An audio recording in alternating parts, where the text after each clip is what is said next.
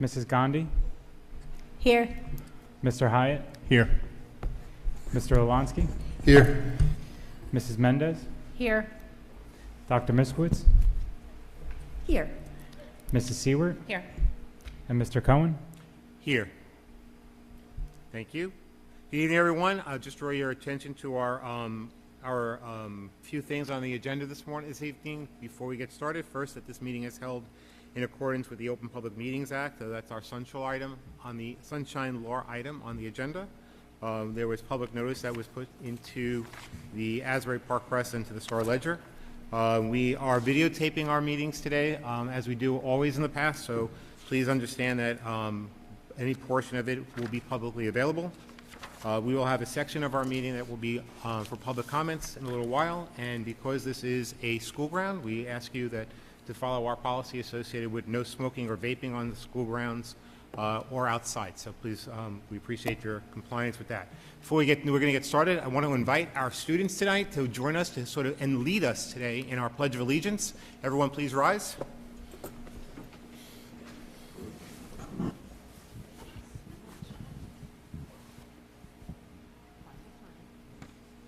Go right ahead.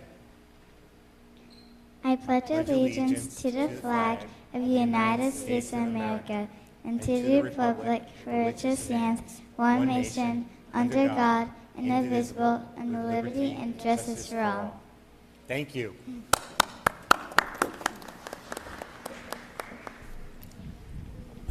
Okay, we're going to get right into our first part of our agenda. I'm going to turn to Mr. Ballone for staff respect certificates. Thank you, Mr. Cohen. As you may know, every month we recognize staff members who have made a profound impact on our school district, as well as our students. This is the staff portion. And our first employee is Mr. Josh Milgazzo. Let's give him a hand, please.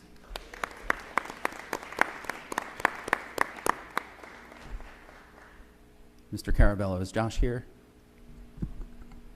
No, I do not see him. Okay. Just want to let you know why he was recognized. He is one of our mechanics down at the Transportation Center, and he has been operating as the sole mechanic for quite some time now, right, Mr. Carabello? And has really kept transportation going. So I know students, that's a very large portion of coming to school. We need to get you here and get you home safely. So our mechanic down at the Transportation Center was working overtime because we were down some people down in that area. So he kept us afloat and got all of you to school and home safely and made sure all of our buses were working. So we did want to recognize him. We do have a staff certificate that will get down to the Transportation Center, and we'll make sure he receives that. So congratulations, Josh, if you're watching from home.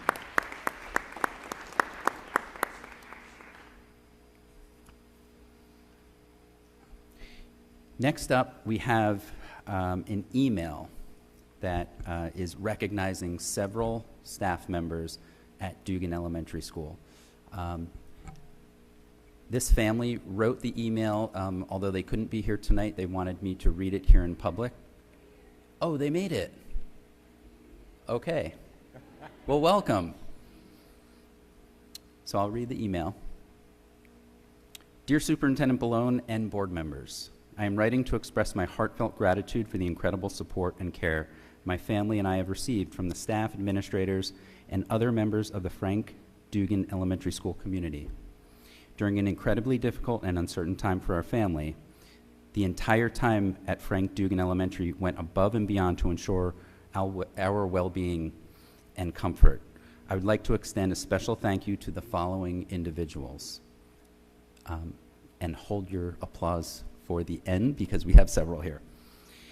Mrs. Harris and Mrs. Ciavatoni, your kindness and thoughtfulness were felt deeply.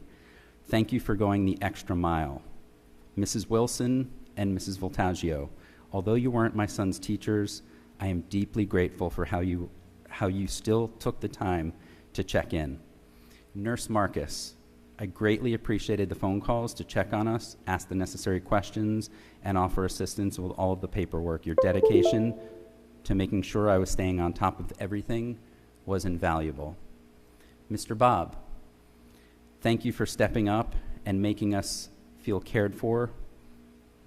Miss Michelle, the bus driver, I would also like to extend my gratitude to Miss Michelle, who ensured safety during the bus rides. She was thoughtful enough. Her attention to detail made a world of a difference in helping me feel more at ease during this time. Additionally, I would like to thank the administrators and all other staff members who have helped in countless ways behind the scenes. The attention to detail from the teachers and administrators put our mind at ease. It is rare that we take the time to express our gratitude for the people who work tirelessly and selflessly for our children. As parents, we often come to Board of Education meetings to voice complaints, but I believe it is equally important to take a moment to say thank you. Frank Dugan Elementary has a beacon of support for our family, and I want everyone who was involved to know how much we appreciate them. This is the paragraph where she said she's not going to be here, so she's here. Thank you, thank you, thank you. You've made a world of a difference in our lives, and we are truly grateful for your compassion and commitment. Thank you, Dugan.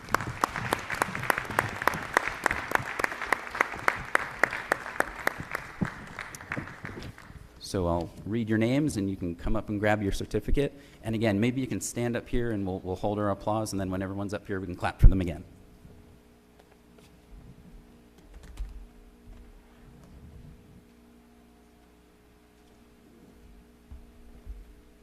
Eileen Harris.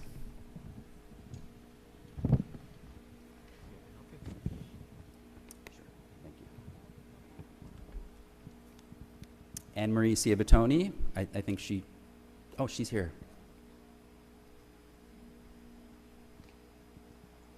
Neha Wilson.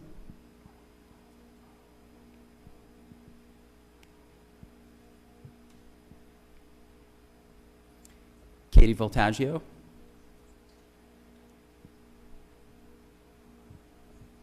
Carrie Marcus.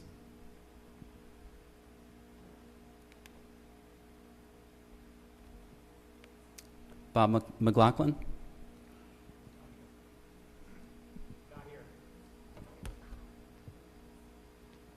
Mr. Pagliaro.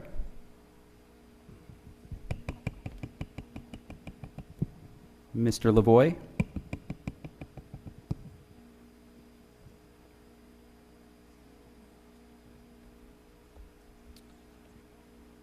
Michelle Benigno.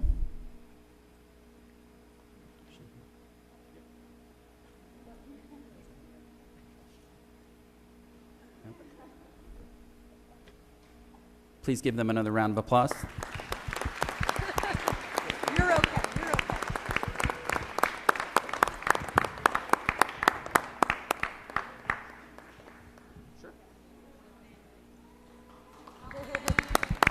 All patched up with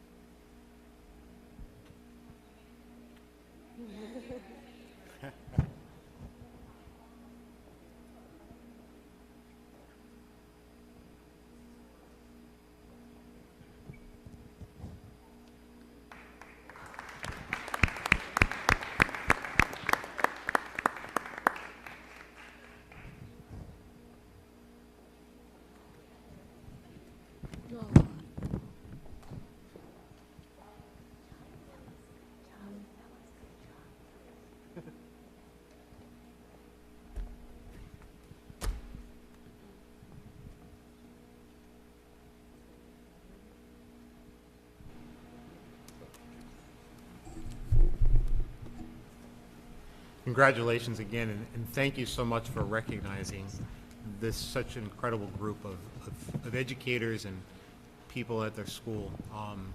It's what makes us all, remember exactly why we do what we do. So thank you for that. Mr. Rolone, we are going to move on to student recognition next. Sure. This month's student recognition and respect certificates will come out of Asher Holmes Elementary School.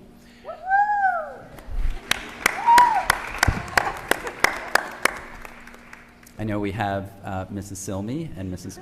Kalanovic here from Asher Homes as the administration. Mrs. Kaleo is also here, and several other staff members in the back. Mrs. Silmy, do you want to come up and explain your Asher cults to the group? Sure, absolutely. All right, good evening, board members, Mr. Ballone, Mrs. Gross, Mr. Caravello, Ms. Tyrone back there, parents and community members, and Asher Colts. My name is Joanne Silmy, and I am the proud principal of Asher Homes Elementary School. Once again, we are back with our grade 5 student ambassadors to showcase this program and all that they do to make Asher a great place to learn and grow. These students go through a very rigorous application process where they need to tell us why they want to be a student ambassador and how they will uphold the Asher Colts core values of being respectful, responsible, helpful, honest leaders. These students dedicate time throughout their day, especially during recess, to prepare for a variety of different presentations and activities that they take part in. Without our ambassadors, I just don't know how we would reach all of our students and all of our classrooms to present the kids with different monthly character pillars and accompanying school-wide projects and community events. Now, before we let the ambassadors give you more information about all they do, I think it's important to thank a few people. So first and foremost, I'd like to thank our assistant principal, Ms. Klonovich, and our school counselor, Mrs. Kaleo. Together, they lead our student ambassadors. Yes, they deserve applause. Together, they lead our student ambassadors through the different endeavors throughout the building. They create opportunities for our ambassadors to be involved in our community through planning during our school safety and climate team meetings. And that's where we plan out all of our monthly activities for our character pillars.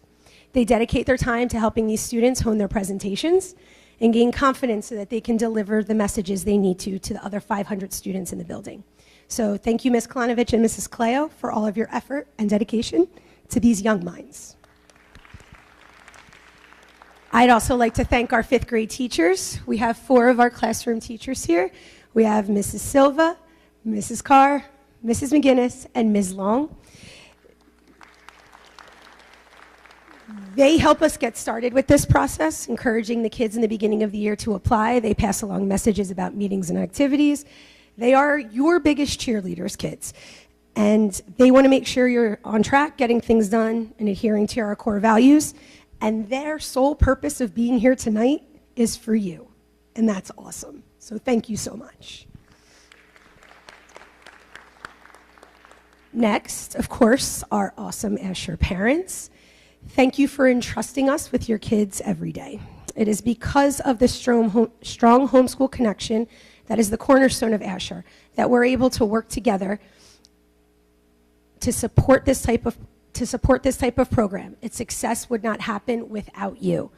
We appreciate you and your teamwork. Thank you so much. And finally, I would like to thank our kids. You are the reason that we do what we do. You may not know this, but every day you help and teach us just as much as we help and teach you. You are some of the best that Asher has to offer. So congratulations. Thank you for all your time and effort that you put into making this program a success. Thank you. And now it's time to turn the show over to the kids. Are you ready? All right. Let's show them what we got. Come on. You know how you're standing. Let's go over to the middle.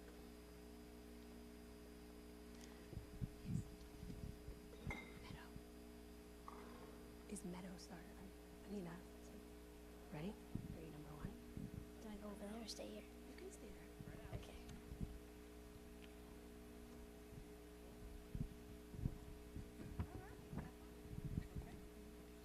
I'm flicking, by the way.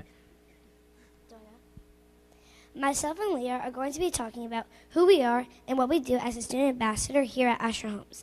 The student ambassadors are Meadow, Emily, Farah, Leo, Gabby, Lily, Madison, Alexis, Ava, Pratiti, Avita, Nicholas, Anthony, Evelyn, Haley, and Athera. We are all student ambassadors here at Asher Homes. Every month we do an activity. For an example, The month of February is Kindness Month, and we gave out posters to all the grades for all kindness challenges to complete during the month of February. The first class that completes the challenge wins a prize that Haley, a student ambassador, picked out. We are 5th grade student ambassadors here at Asher Holmes Elementary School. We try to be good role models to help the grades below us to be good, kind, and responsible kids so that they can reach their full potential. Our job as student ambassadors is to make sure that we can spread kindness and make sure that we help as much as we can in our school. I wanted to become a student ambassador because I wanted to help our school and be a good role model to everyone in the school to help spread kindness and positivity. As a student ambassador, we have to present slides and show demonstrations on different subjects that show our students how to be kind. We also do fun activities to show the kindness to other grades. In order to become a student ambassador, we had to fill out an application that had questions such as, why do you want to become a student ambassador, and what would we do to help? Then we turned it in, and then they selected some out of the many people who participated to do it. Hello, me and Victor are going to talk about the theme of the month, October. In Asher Holmes, the month of October, all the students and classes made recipe cards for respect. Here's an example. Loving brownies, mix 1/4 cup of kindness with 2 cups of candy. Then us student ambassadors went around the school to our assigned classes to pick them up. After that, we picked the neatest and best ones to display on the main bulletin board. This is an entertaining and great opportunity for students to exhibit good traits. Students were encouraged to color decorate their cards however they wanted, to show off their creativity and uniqueness. Some classes made one recipe card altogether, which is a fun way to get students motivated and let everyone be heard because some cards were not up on the main bulletin board. Although some students' recipe cards weren't on the main bulletin board, all of them represented respect and all of our core values. This activity also included compassion and sharing. Students were kind and shared their markers, colored pencils, and more with other students. To wrap it all up, this activity showed creativity, uniqueness, kindness, and many more good traits. This is one of the most things that we do as student ambassadors. We are Nicholas Swanson and Anthony Stark, and we will show you how Asher Holmes brightens people's day by doing a big event called the Food Drive. On Thanksgiving Day, we all eat so much food, but not everybody eats this much. The food drive at Asher Holmes is special because it's for people who are not as lucky to have a Thanksgiving dinner like we do. So he gives those that need a little meal. We also do this because we want people to be as equal as other people that do have food and money. We do this food drive in November around Thanksgiving and other holidays so that we can have a moment of happiness and gratitude for everything we have. Another thing is that this is for donations, charity, and giving to the needy, which are kids and adults that do not have needs such as money, food, and goods. Kids that need food are getting some from the Asher Holmes food drive so they could get some food near Thanksgiving. Here are some of the foods that the needy can get: corn, soup, carrots, pasta, canned meals, chicken, and many other kinds of food. Now they can have a yummy meal on this great holiday. Now you can see why the Asher Holmes food drive is so important. Our topic was Citizenship Read Aloud, and it was done in the month of November. We did the Citizenship Read Aloud so kids in Asher Holmes Elementary School would know what citizenship means and how to be a good citizen at home, in school, and in your community. Some of us read a book about citizenship, and some of us just talked about what it means to be a good citizen. Both of those helped the students of Asher understand what citizenship is. We provided examples like cleaning up after lunch, holding a door for others, and volunteering to help with notes to the office.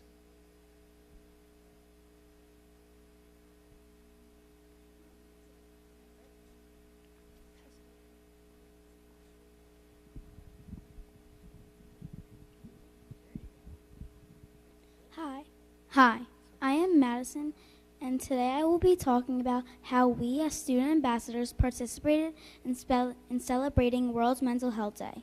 For this, we went around the school to give teachers fascinating stickers. As you can see, we left some so you can get to experience the joy we left our teachers with. Along with the stickers, we wish them a happy World Mental Health Day, which put a smile on their faces. Our names are Adira and Haley, and we are part of the Student Ambassadors team. This November, the character pillar was citizenship. As ambassadors, we modeled being good citizens. We were asked to create ID cards and superhero posters of our personalities and identify our super traits, but we didn't stop there. We also asked other classes in our school to make superheroes of their classes too. The other classes got inspiration for us like role models. Here is a slogan for you to remember. You can be a super citizen too. Who knew? We do. Hi, my name is Alexis. I'm one of the student ambassadors here at Asher Homes. Responsibility is having an obligation to complete a task or oversee the output of others that you are directly in charge of. When you are responsible, you do it as expected of you. A responsible person would choose to do the right thing and would be accountable about their actions. This is what we taught younger classes to do. We decorated our main bulletin board with mirrors. The mirrors are used so that when you look into them, you can see who's responsible for you. The month of January was the month of responsibility, so all the ambassadors presented responsibility presentations to younger classes so that they can learn about responsibility and what it means. We would show the students who is responsible for their words, actions, feelings, and more. We would also show them how they can be responsible in multiple different ways. Hello. Today, myself, Emily, and Farah are going to be talking about what we did for February as student ambassadors at Asher Homes. First, we had a food drive for the Monmouth County Food Bank. Each grade donated food items, and we sorted the items and reported it to Ms. Kalanovich. We did this during recess. The grade with the most food donated will win a prize. This is a great way to give back to those less fortunate. No one should go hungry. Now Farah will be talking about another project we did in February. In the month of February, the student ambassadors passed out posters to all the classrooms at Asher Homes. Everyone from 1st to 5th grade received a poster. If anyone does an act or deed of kindness, they could color in a smiley face on a poster. This teaches everybody to always be kind by giving a reward by always being kind. This is one of the events that all the student ambassadors did.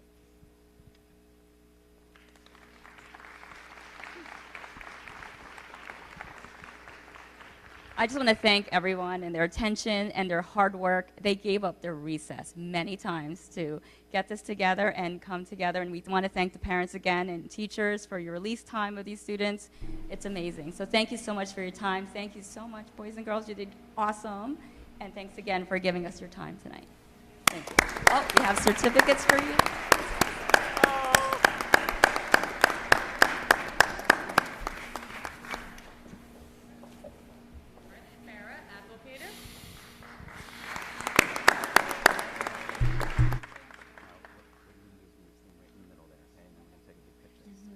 Haley Acker. Yeah, Haley. Stand in the middle, Haley, okay? Pratiti Ajuswar. Turn around,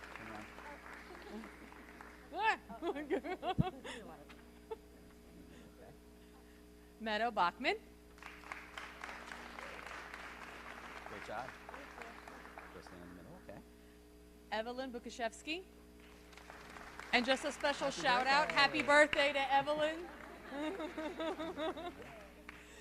Alexis Gibson. Come on, Lex. Great job. Go stand in the middle, okay? Emily Molte. Great job, Emily. You can stand in the middle for a picture. Athira Murthy. Great job. Stand in the middle for a picture. Avyukta Naidu. Excellent job. Right hand, there you go. We got a prep for graduation. That's right. Lily Ochner. Lily is not here this Okay. evening. Madison Polifron. Excellent job. Gabriella Salemi. Come on up, Gabby. Anthony Stark. Good job, Anthony. Ava is also not here tonight, unfortunately, but her twin brother is Nicholas Swanson. Come on up.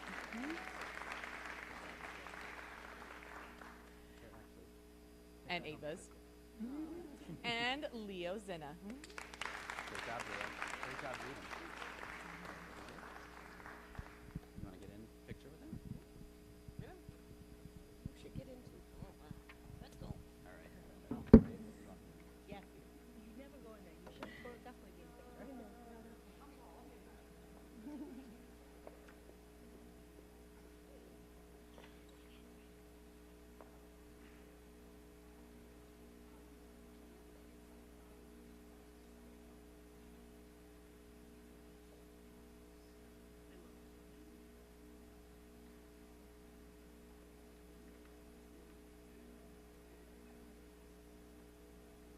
And if one of the parents could share it with me, I would appreciate it.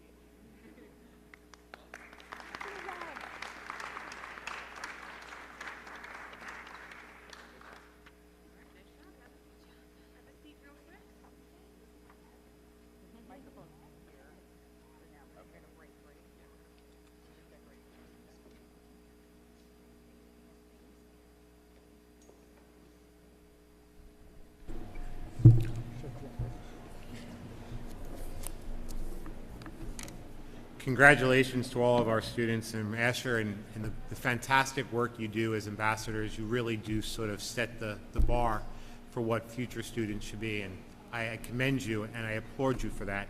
And it's a very special happy birthday to one of our ambassadors as well.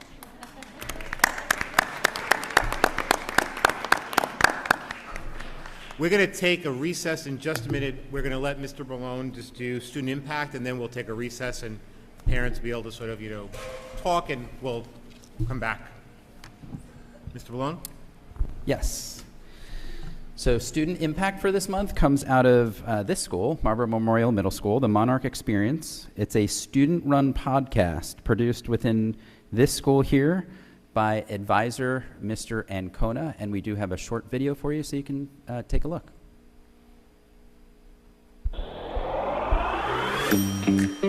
The Monarch Experience is a student-run podcast produced within Marlboro Memorial Middle School. Mr. Ancona, advisor of the podcast club, created this podcast as a way for students to be creative thinkers and learn what it takes to engage an audience. Each episode features a different group of students that take on topics in education, analyzing pop culture, and teenage life. Every episode is released on Spotify and Apple Podcasts for all listeners to enjoy.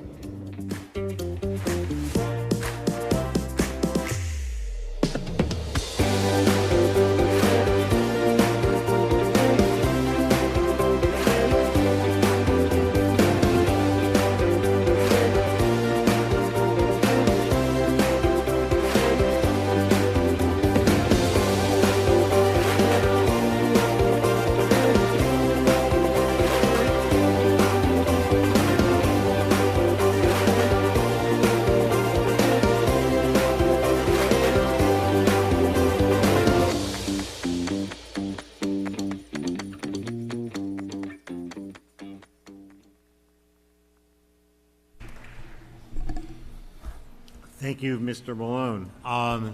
We're going to take a 10-minute recess so that we can let our parents and our students have a chance to sort of, stick around to say hello and congratulate each other. But can I have a motion to take a 10-minute? Ms. Gandhi, a second? Ms. Mendez, all in favor? Thank you. We'll take a 10-minute.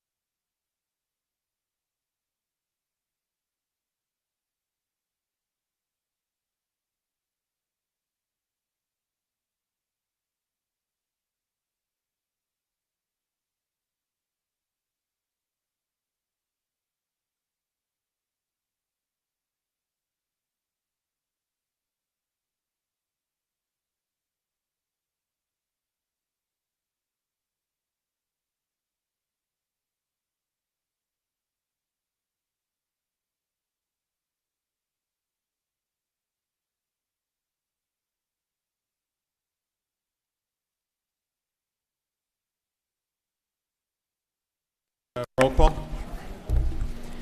Mrs. Balomo, Here. Mrs. Carrera, Here. Mrs. Gandhi, Here. Mr. Hyatt, Here. Mr. Lansky, Here. Mrs. Mendez, Here. Dr. Miskowitz, Here. Mrs. Seward, Here. and Mr. Cohen. Here. So I just want to share that, our ASHA students all gave us something to reflect on their, the World Mental Health Day. And it's a positive message for you. And we each got, I think, similar, some different messages, maybe some same. I got, you got this. Our board attorney got kindness. Amen. Anyone else want to share what they got? I have find your happiness. I will try. I got no act of kindness, no matter how small, is ever wasted. It's really good. Very nice. I got happy, which is great. Stay strong. Stay strong. Ooh. It's a positive message. Sun will rise and we will try again. I love that one. That's great. I can, and I will. Great. I got just do it. Like it. Best view comes after the hardest climb. Wow. And I must stay strong, stay positive. Mine was always think positive, and I think that we all should try to do that. How great. These are awesome. Super. Thank you. Super. And thank you to the Astor kids for sharing those for us. We're going to pick up where we left off, and that is just on the artwork on display slideshow. Mr. Balone? Yep, so the slideshow that was presented on your way in comes out of, again, out of Marlboro Memorial Middle School. Students created clay dragon eyes inspired by the Lunar New Year using different clay tools and techniques. In this project, students learned the cultural meaning of Lunar New Year and the symbolism of dragons in Chinese culture. Students practiced blending colored pencils to create a realistic iris color and use craftsmanship and tactile texture to finish their sculpture. Thank you. Thank you. Okay, we're going to move on to our announcements. Mr. Balone, announcements? Yes, we have, we're very proud to announce that Mr. Vincent Palmero, our Director of Dining Services and the Chartwell staff, completed a comprehensive food allergen training program certified by the Food Allergy Research and Education Organization to become FAIR, which is the acronym for that organization, FAIR Check certified, demonstrating their commitment to a safe dining environment for all students, including those with food allergies.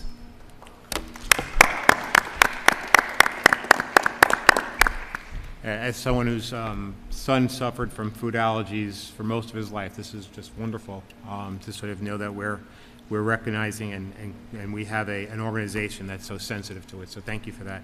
Mr. Caravello, school bus driver and building maintenance. Sure, all abstracts are run and all have privileges in good standing. Thank you. All right, we are at that point for public comments on our agenda. Sure, I have first on my list Brianna Abbott.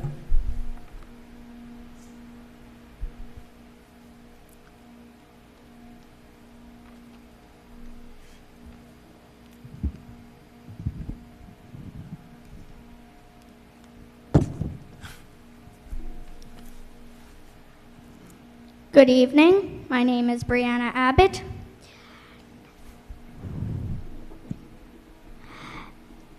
And I'm going to be discussing cup stacking. So, imagine walking into school, doing your daily routine, and coming to gym. Seems simple, right?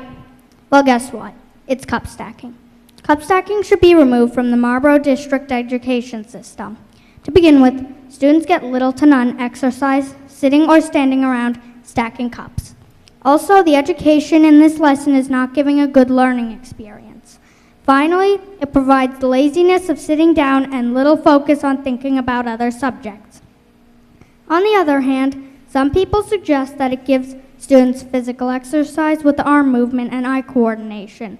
However, the other body systems may grow tired in the legs and may lead to needing more focus on getting up and walking to other classes. Thank you.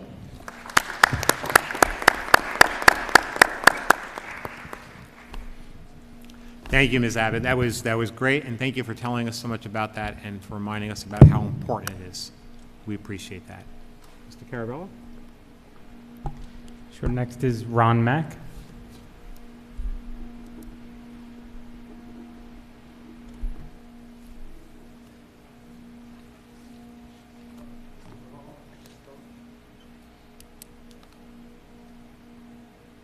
Thank you. Just a one-pager. Sure.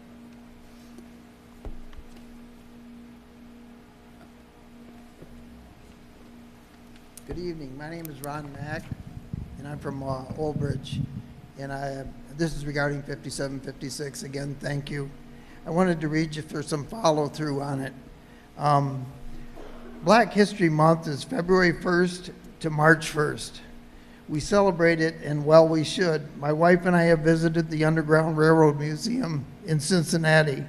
I personally think that Harriet Tubman should be posthumously receive a Congressional Medal of Honor for her work in the Underground Railroad, for her work as a Union spy infiltrating the Confederate States, and for her work for the American Army.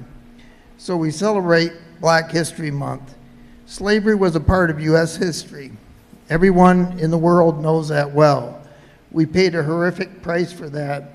There were a reported 1.5 million battlefield casualties during the American Civil War. The history of our nation is that we paid a horrific price for the evil of 246 years of slavery. The Civil War was over slavery. Our U.S. history is quite clear that God was judging America and forcing a price from Americans because of this. The Civil War was over slavery. That is not my opinion. That is the conclusion and final statement of the man who knew more about the Civil War than any other person. Abraham Lincoln stated this in his March 5th, 1865 second inaugural presidential address. Just 5 weeks after that, Lincoln was assassinated. 6 days after the assassination, the Civil War ended at Appomattox Courthouse, Virginia, so it was 6 weeks from Lincoln's second inaugural address to the surrender of the Confederate States. All of this in 6 weeks is a very short time frame. For modern Americans, Lincoln's second inaugural address is more important than the Gettysburg Address. It's possible to read them both in 5 minutes' time. History teachers listening online may want to hear that again. For modern Americans, Lincoln's second inaugural address is more important than the Gettysburg Address. So we understandably celebrate Black History Month for the month of February. This is U.S. history. No American of honor would question Black History Month nor our commitment to it. There is a thought process to position this Black American minority in this noble Black struggle against discrimination and to equate it or extrapolate it over to the LGBTQ movement. Let's have a Pride Month under the same auspices as Black History Month. So this Pride Month takes place every year in June. Certain public schools embrace this and put it forward in May because of the June summer recess. Within Marlboro, there are many cultures and many regions, religions, and many ethnic groups. Large number of these groups do not embrace the LGBTQ movement in their family culture. To force a Pride Month in any slight way of these families would be the equivalent of force-feeding pork in the school cafeteria. So just as you boldly eliminated 5756, please consider the move to eliminating Pride Month from Marlboro schools. Thank you. Thank you, Mr. Mack. I have no one on my list. Does anyone else want to?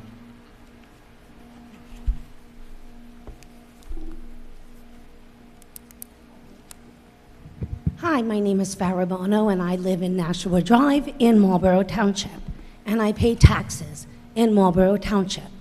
I am also a graduate of the Marlboro Township Public Schools, and for over 50 years, I have lived here.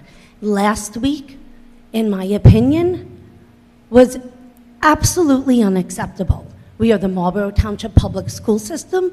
We are funded by the taxpayers and residents of Marlboro Township, and we should be listening to the residents of Marlboro Township. We have been infiltrated and infiltrated.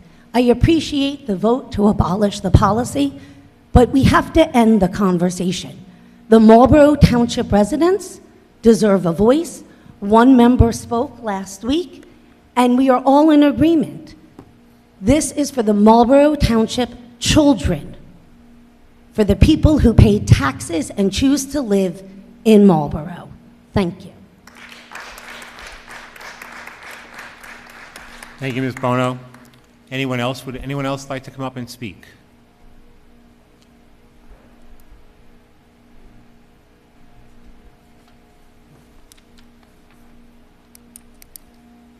Dan Bono, same address. I, too, was pretty disgusted last week. Sat through the meeting on YouTube, because when I can't make it, I do that. And I listened to one after the next person that does not live in this community speaking at our Board of Ed meeting. And this goes to all of you. When they are out here saying bold lies, non-facts, speak up, say something. It's not going to hurt you to say something when somebody is sitting here and lying. And then I even got more upset later in the public comments when an actual community member was speaking. And some of the members decided to speak up against what they had to say. It says a lot when we don't say something, and it says a lot when we say something. Think about that the next time. There are people here trying to be viral superstars or whatever. Thank you. Pollock 2025. Thank you, Mr. Bono. Was there anyone else who would like to speak? Okay, thank you. Motion to close public comments? Can we respond? I'm sorry. Did you? Can we respond to a public comment earlier? Sure. I just wanted to thank this. Let's close it first. Oh, before we respond to public comment? Oh, cool. All right. Motion to close public comments. Ms. Mendez, second. Ms. Gandhi? If there's a response from the board member, if any of the folks that came up to speak, can they still respond if we close public comments? We're going to close public comments now. Okay. All in favor? Anyone opposed? Abstained? Public comments is closed. I just wanted to thank Brianna for coming up. I know it's not easy for students, but I think it's really important to hear the feedback from students. As an adult, I actually spoke about the very same thing a couple of years ago, and I hope that there is a move to bring back some more of the traditional athletics and physical education into the curriculum. Thank you. Is there anyone else who would like to say? Ms. Mendez? I was just going to ask about, thank the child for coming up and for talking about cup stacking. I didn't know what that was, so it was good to hear. All right. Thank you. Oh, I'm sorry, Ms. Gandhi. I just want to thank Mr. Bono and Mrs. Bono for coming and speaking on behalf of Marlboro. So thank you. Thank you. Any other comments from the board members? Nope. All right. We're going to move on with our agenda. Next item up for the discussion is communications. Mr. Malone, any? I have none. Thank you. Then moving on to superintendent's report, HIB. This is the HIB report from the time period February 7th, 2025 through February 20th, 2025. There were 2 incidents. Thank you. Meeting dates. Our next meeting is March 11th. That is going to be a workshop meeting for budget. And then after that, March 18th, which will be a regular meeting of the board. Some of you may have noticed that we moved an item up on the agenda, which is policy development and community relations. Traditionally, this is usually at the end of the evening. We moved it up this evening because we know this is an important discussion and many people want to be here for this. So I would like Ms. Mendez, if you would please take policy development and community relations matters. Sure. The superintendent of schools submits the following resolutions for approval. First read, policy 5512, which is harassment, intimidation, or bullying. Second read, policy 8420, emergency and crisis situations. And policy 5756, transgender students. I so move. Thank you, and that's to abolish policy 5756. Can I have a second? Ms. Seward, any discussions? I have a question on number 2 for the second reading. In the past, we had the policies and they were outlined with changes. I didn't see the changes for the second reading, but it did note that they were changed in February. Was there an addition with the red lines to show the bridge of the changes in that policy? Ms. Gandhi, would you like to take that? There were, and the changes were just not marked in red. They had. They were bold, and I think they were strike through. Correct. Where was that located? There was, in the green notes, there was a folder. It wasn't in the green notes. There was a folder. I know I saw the folder. There was two folders, one for first reading, one for second reading. Okay. That was shared with us by the board secretaries. Thank you. I didn't have. Yeah. I have a question on the procedure of policy, just because it feels a little different than we've had it in the past. I've gotten used to the practice of receiving the policies and their changes before the agenda. So is that something that's going to continue, or is that now a thing of the past? Like, I wasn't sure if that was going to be communicated with us or not. I'm just used to seeing it beforehand. I just want to correct everybody. So this, I think the policies that were shared ahead of board meetings happened, I think, roughly 3 months out of the year. So the process is going to be dependent on, we were actually making changes and updates were being done until the day of, I think it was Thursday, when it was Friday, then it was distributed. So as time allows, if it's possible to do it ahead of time, we'll do it, but this process is being followed, and it's no different than 2024.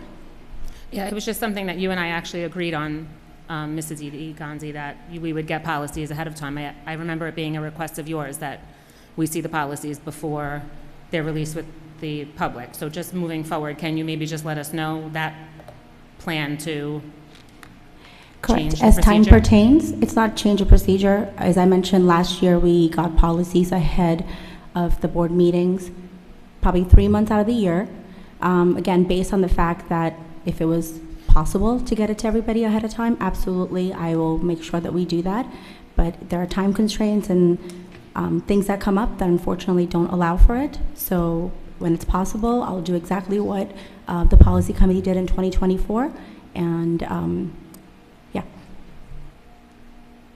So what I'm hearing is, just so for clarity, what I'm hearing is, I think your request of getting it to the board as soon as possible is what Mrs. Gandhi's saying, except there are some times where some changes are being made at the last minute and there may be edits and where we need to sort of either swap it out or we're going to have to sort of send it to you when the agenda goes out. But I think the intent is to get it to the board as early as possible. No, I agree. I appreciate that. It's just, it just was an unexpected change. I guess I was just hoping for, maybe just an update from the policy committee in general that, exactly what Ms. Gandhi just said, that if time allows, but I'm just not used to all the changes without the communication, so I'm just trying to get some clarity for myself, so thank you for that. Thank you, and I appreciate your comments, and I think it's good feedback for us. Well, now I'm going to say something else, sorry. There is no change in policy. This is exactly what happened last year, and it's being followed. So I'm really unclear when you say we were following a policy when I clearly just stated. A procedure. It's okay, and for the year of 2023, we also got the policies beforehand, so this I wasn't... can only speak to 2024, so. Right, when you asked for them to be sent early. Correct. So in 2024, we only got it 3 months out of the year because of obviously scheduling conflicts or things couldn't be. I think just the theme and is just your feedback. I get it. We did send it at times. I did when I could. I understand what you're saying. I think the feedback though is well noted to just say thank you for the feedback. We'll try to reinstate that moving forward. Yeah, I wasn't going through my emails. Right. Not to mention that we did do it in 23 as well. So in 23, the policy committee, I did try to share them in advance of the meeting, and I know the board members asked and appreciated that, so I appreciate just hearing the thought. But it wasn't only in 24; it also happened at times in 23. These are subtle changes. These aren't, I think just to communicate the change, I think what you're saying is also you didn't know you wouldn't be getting it in advance. You were thinking you may potentially. Is there a change? And from what you said, that it's going to try to go out. But I agree that maybe it would be helpful if we've sent a communication to let the board members know, you may or may not get it. Okay, thank you. I'm gonna, sorry, Dr. Miskowitz and Mr. Hyatt, I would like to ask you both, how many times in 2024 did we ask for policies to be sent to us ahead of time? Right, this is And out where of the we- year, no, hold on. Ms. Gandhi, Sorry. let me just sort of suggest. I'm happy to oblige. I'm happy to do it. What I'm saying is, it's not a change in process. That's all I'm trying to say. And I appreciate that, and I think that's well noted, and I think, we're going to just, going forward, we'll try, I think the policy committee will get this out as quickly as possible. It's not a personal with an understanding thing. that things do change. Right, and the words So- are, feedback is a gift. So give the feedback, it's not argumentative. I think getting it 3 times, which, by the way, I did go back and check, because you wanted to remind me in an email of how many times when I didn't Okay. even ask that question. So I'm with you. Feedback, I just want to say this, is a gift. Keep the feedback coming, just like we did last year. We'll continue. Thank you. Any other discussions? We're ready for a vote. Mr. Caravello? Yes. Roll call for policy matters. Mrs. Belomo? Yes to 1 and 3, abstain from 2.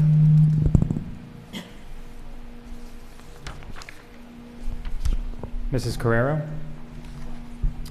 Yes for 3, all of them. Mrs. Gandhi? Yes to all. Mr. Hyatt? Yes to all of them. Mr. Lolansky? Yes to all. Dr. Miskowitz? Yes to all. Mrs. Seward? Yes. Mrs. Mendez? Yes. And Mr. Cohen? Yes to all 3. Okay. I think, yes, I think, given the fact that, this has been a long-standing issue with our community, 5756 is now abolished, all right? So thank you all for your feedback and your information, and as I said before, we all arrived at an outcome that's in the best interest of the district. I want to thank everyone for their commitment to this and for how they arrived at the vote from a personal perspective, so thank you. Moving along, I'm going to move to approve. I'm going to do a move for approval of the minutes from January 21st. Can I have a second? Ms. Mendez. Any discussions? Mr. Caravello. Dr. Miskowitz? Yes. Mrs. Seward? Yes. Mrs. Belomo? Yes. Mrs. Carrero? Yes. Mrs. Gandhi? Yes. Mr. Hyatt? Yes. Mr. Lolansky? Yes. Mrs. Mendez? Yes. And Mr. Cohen? Yes. Okay, moving along. Secretary and Business Administrators Report. Mr. Caravello. So this is the Board Secretary's monthly certification for the month ending in January 31st, 2025. Thank you.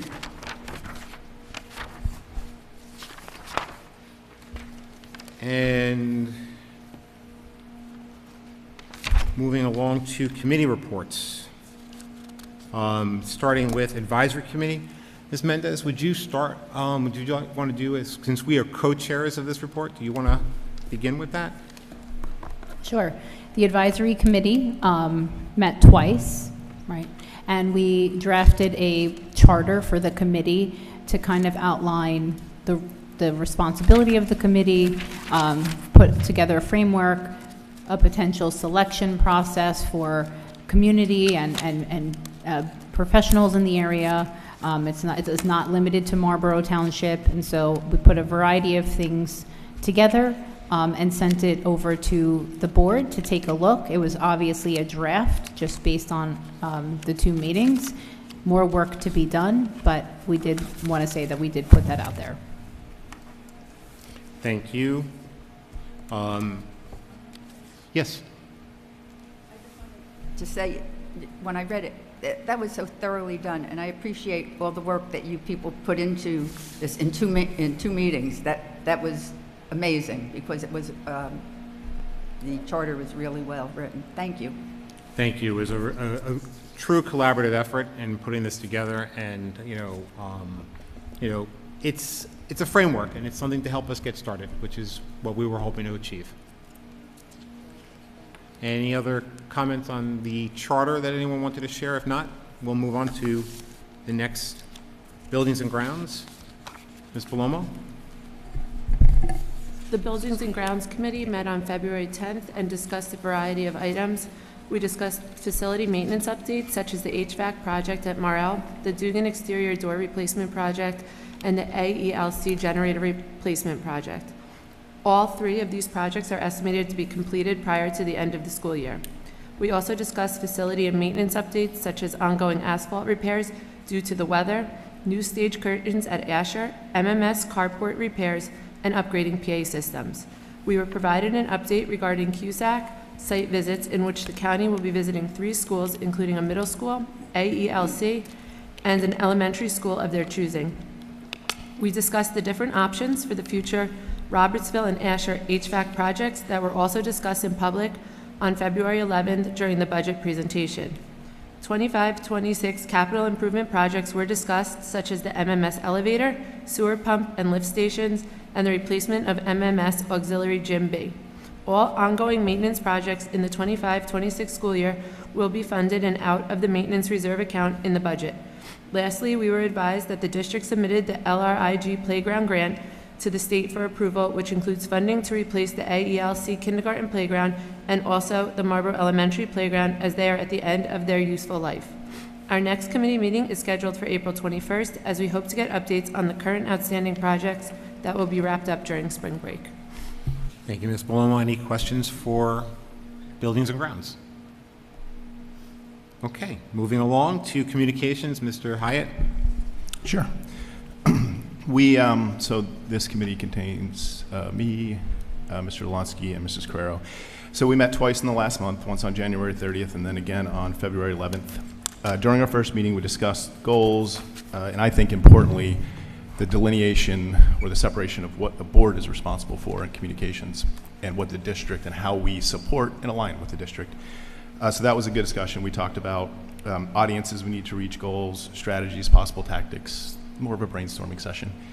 Then we developed, coming out of that meeting, put together a pretty comprehensive communications plan, which we met about again to talk about. Might be a little too ambitious for the board, and so that focused on board communications only, so it didn't focus on administrative. That's your job. That's how we support that, I think, is different. And then to refine that thinking, we had conversation with the NJSBA colleagues to get some insights, best practices, ensure that from their view, we are in compliance of what we can communicate about. That was last week, so the next step is for all of us to regroup, including with Mrs. Gross and Mr. Blown, to review that feedback. I'm going to take the lead in refining that plan. And the other part is that Mr. Lonsky brought up, I think is very important, is we'll run that plan by you, Mr. Gross, just to ensure that what we do communicate and how we want to communicate is in compliance and follows, our ethical obligations, all those things. So once we get that together, I'm trying to schedule a meeting with Mrs. Gross, Mrs. Balone, Mr. Caravello, along with all the committee members and yourself, Mr. Cohen. Hopefully we can get that scheduled the next week. And then from there, I plan to share that plan with the entire board for obviously your input, your feedback. That would be valuable. My hope is by the next meeting, we can get that feedback or discuss it at the next meeting and then really start rolling out a proactive communications plan. So that's where we're at. Thank you, Mr. Hyatt, for that. Any questions for the Communications Committee? Thank you. Okay, we're going to go on to curriculum. Dr. Miskowitz. The Curriculum Committee for 2025 convened its first meeting with a full agenda. The following items were discussed. Goals for the committee to focus on this year. We came up with 3. Improve 8th grade math scores by assuring curriculum alignment and strategies across all grades are in place to close any possible gaps. Number 2, stay informed of district initiatives and changes. And number 3, improve the communication between the community, curriculum committee, and department. So that plays right into your piece, Mr. Hyatt. So we're going to need your help with that too, please. You got my number. Okay. The next thing on the agenda, Mrs. Gross provided an update on PE, to your thing from last year. Teacher feedback during the recent Professional Development Day indicated that fundamentals and movement work as gameplay is integrated at all the elementary levels. So, then CUSAC 2025 equivalency waiver was the next piece on the agenda. Mr. Ballone explained the use of and the need for Marlboro to apply for the waiver, as he did at the last regular board meeting. Mr. Ballone, was that thing approved? We haven't heard word back. Usually no news is good news, so Okay. we'll find out. Thank you. And then the last piece that we discussed that day it was world languages, and world languages are taught in grades 2 through 8, and we're teaching Spanish specifically. At the elementary school level, there's a weekly rotation. At the middle school, they have a full year on a rotating schedule where they meet several times a week. Thank you to all the committee members for your participation. I appreciate it. Thank you, Dr. Miskowitz. Any questions for curriculum? Moving along to safety and security, Mr. Lewandowski. Oh, I'm sorry, I skipped. Policy, alphabetically, Ms. Gandhi. The policy committee met once last month, actually this month. We talked about, initially over emails, we discussed some goals that we all wanted to accomplish over the year. The next meeting, again, also the policies that we're going to be reviewing and updating over the next few months that came through from Strauss Esme. The next meeting, I need to reach out to the committee to get some dates on the calendar, but we are going to meet obviously before the next board meeting so we can bring a few other policies for review and vote. Thank you, Ms. Gandhi. Any questions for policy? Now, safety and security, Yes, Mr. sir. Lewandowski. There we go. Safety and Security Committee met last week. I'd like to start off by thanking Mayor Hornick, Chief Pizzullo, and Tom Rose, our Safety and Security Manager, for attending along with us. It was a very important meeting because we went through a total review of our recent security audit. And Mr. Rose gave us a line-by-line of everything in our district and how the audit looked. It was a lively discussion, and we're going to report back in executive session on how that went and feedback on that as well. Then when that discussion took over an hour, so it was a very healthy discussion. We then decided went to a use of polling in our schools. We had a discussion on the use of polling in schools, which as well get feedback from the township back and forth as well. The committee decided to perhaps talk to the president, you were there, about an ad hoc committee, and I think you're going to announce that to the board and public tonight as well, to have an ad hoc committee looking forward to addressing the polling in our schools and seeing if there's any light in that tunnel to get it done. We are facing the laws as they are, which say public schools must be used first, but the committee's initial outreach through that ad hoc committee is going to be to reach the election commissions themselves, have direct conversations with the board or the designee, and see if there is a path to follow to get the elections moved out of our buildings. That's on the election part of it. As always, we're always looking to upgrade security. It's a never-ending target. We have great security here, very proud of our district and the measures we've taken over the years that I've been here, security. But as always looking at upgrading our cameras, upgrading our lobby guard systems. You'll see things like that coming up in the future that it's just, not that they're good, they could always be better. When you're doing security, it's always the next level. So our next meeting, we're going to move on. Some topics for our next meeting is going to be our cell phone use and accessibility by students when they're in the building, and continuing our overall security goals. Thank you, Mr. Lewandowski. I just want to add to your comments about the ad hoc committee. I did notify the board. I sent them an email earlier today because of such an importance around the election sites. It's been raised last year. Ms. Baloma, you've raised it several times in emails as well as at a meeting here. I think it's important that we do focus on this. This is not an easy task. It's going to take a very coordinated effort. There's 3 different levels of government that's involved in this, but we need to sort of come back to the board with a set of recommendations for us to consider. So I've created an ad hoc committee that I'd like 3 board members. I'd ask you, if you're interested, to please reach out to me, either on scope of the ad hoc committee, or even if you're interested in being on the ad hoc committee. I would like to be on it myself, so I would like to, in order to properly staff it, bring 3 additional board members onto the committee, and then together we would embark on this journey to figure out how we can open our schools on Election Day by removing polling sites from our schools. I'd be But interested. not an easy task. Can I respond on record here that I would be interested in helping move that machine forward? Yeah, thank you. Thank you. Any questions for Mr. Lolansky or for myself? Thank you. Dr. Miskowitz, we're back to you on Special Education Committee. On February 18th, the Special Education Committee convened to address a substantial number of agenda items, but we were only able to fully address two major topics. The first topic was the special services goals for the 25-26 school year, which include the expansion of the ERI program and the introduction of a multisensory reading program for use in pull-out resource and language and learning disabilities classrooms. The second topic involved a thorough discussion on the rationale behind the placement of certain programs in specific buildings, as well as the reasons for some of the recent changes in program assignments. It was agreed that the Special Services Department will provide presentations on both the department goals for the 25-26 school year and the program placements at an upcoming board meeting with Mr. Blown's permission. The committee also agreed that an additional meeting in March will be necessary to address the remaining agenda items. And I have to publicly thank Aditi Gandhi, Valentina Mendez, and Mary Elizabeth Tyrone for an amazing meeting. We had such a thorough and interesting dialogue that went over the time that we intended, way over. We aren't working just as a committee, we truly are working as a team for the betterment of our Marlboro Township children. Thank you, ladies. It's truly appreciated. Thank you, Dr. Miskowitz. Any questions for special education?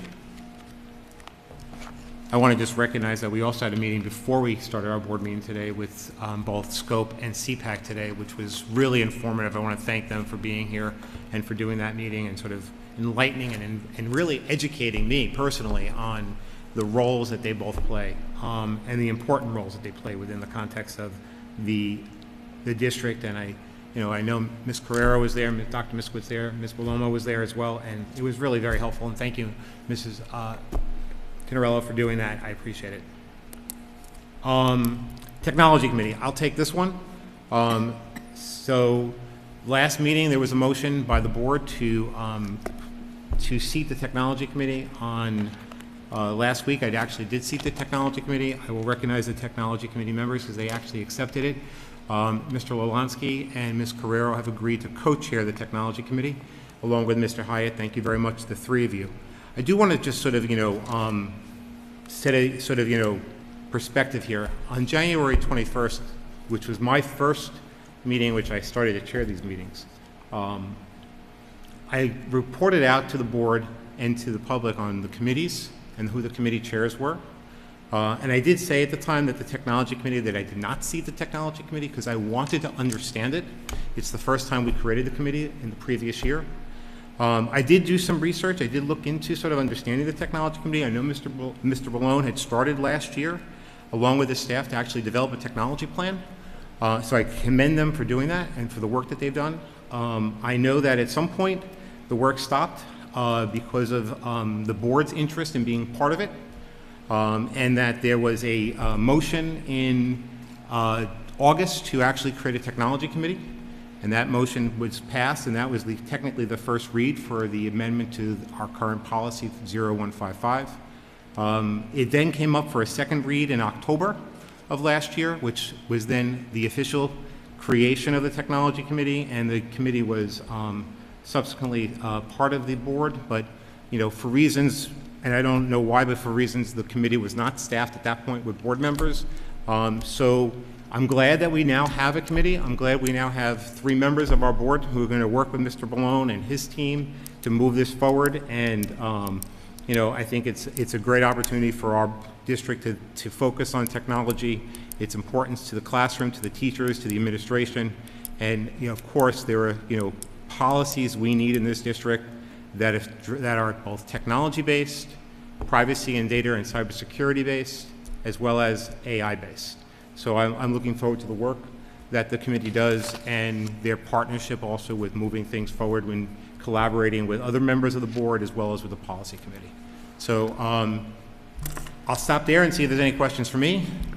I have not really a question, more of a comment. So you're correct, second read was October to actually put the technology committee in place.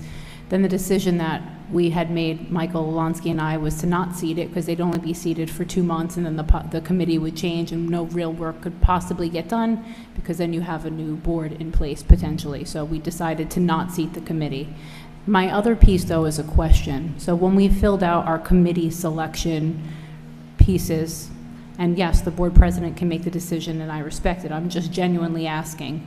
One of the things that I had put on there was my role outside of here to bring technology to my professional life, including generative AI and all separate things. And so my question is how can other board members who might be interested in technology, how you made the selection for technology is between you and whatever their forms look like.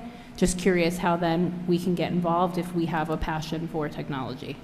So I think that's a great question. And the two ways I think the board will get involved is that the committee itself is going to be reaching out to board members for their input, as well as your role on the policy committee. You'll have an opportunity to also weigh in on that.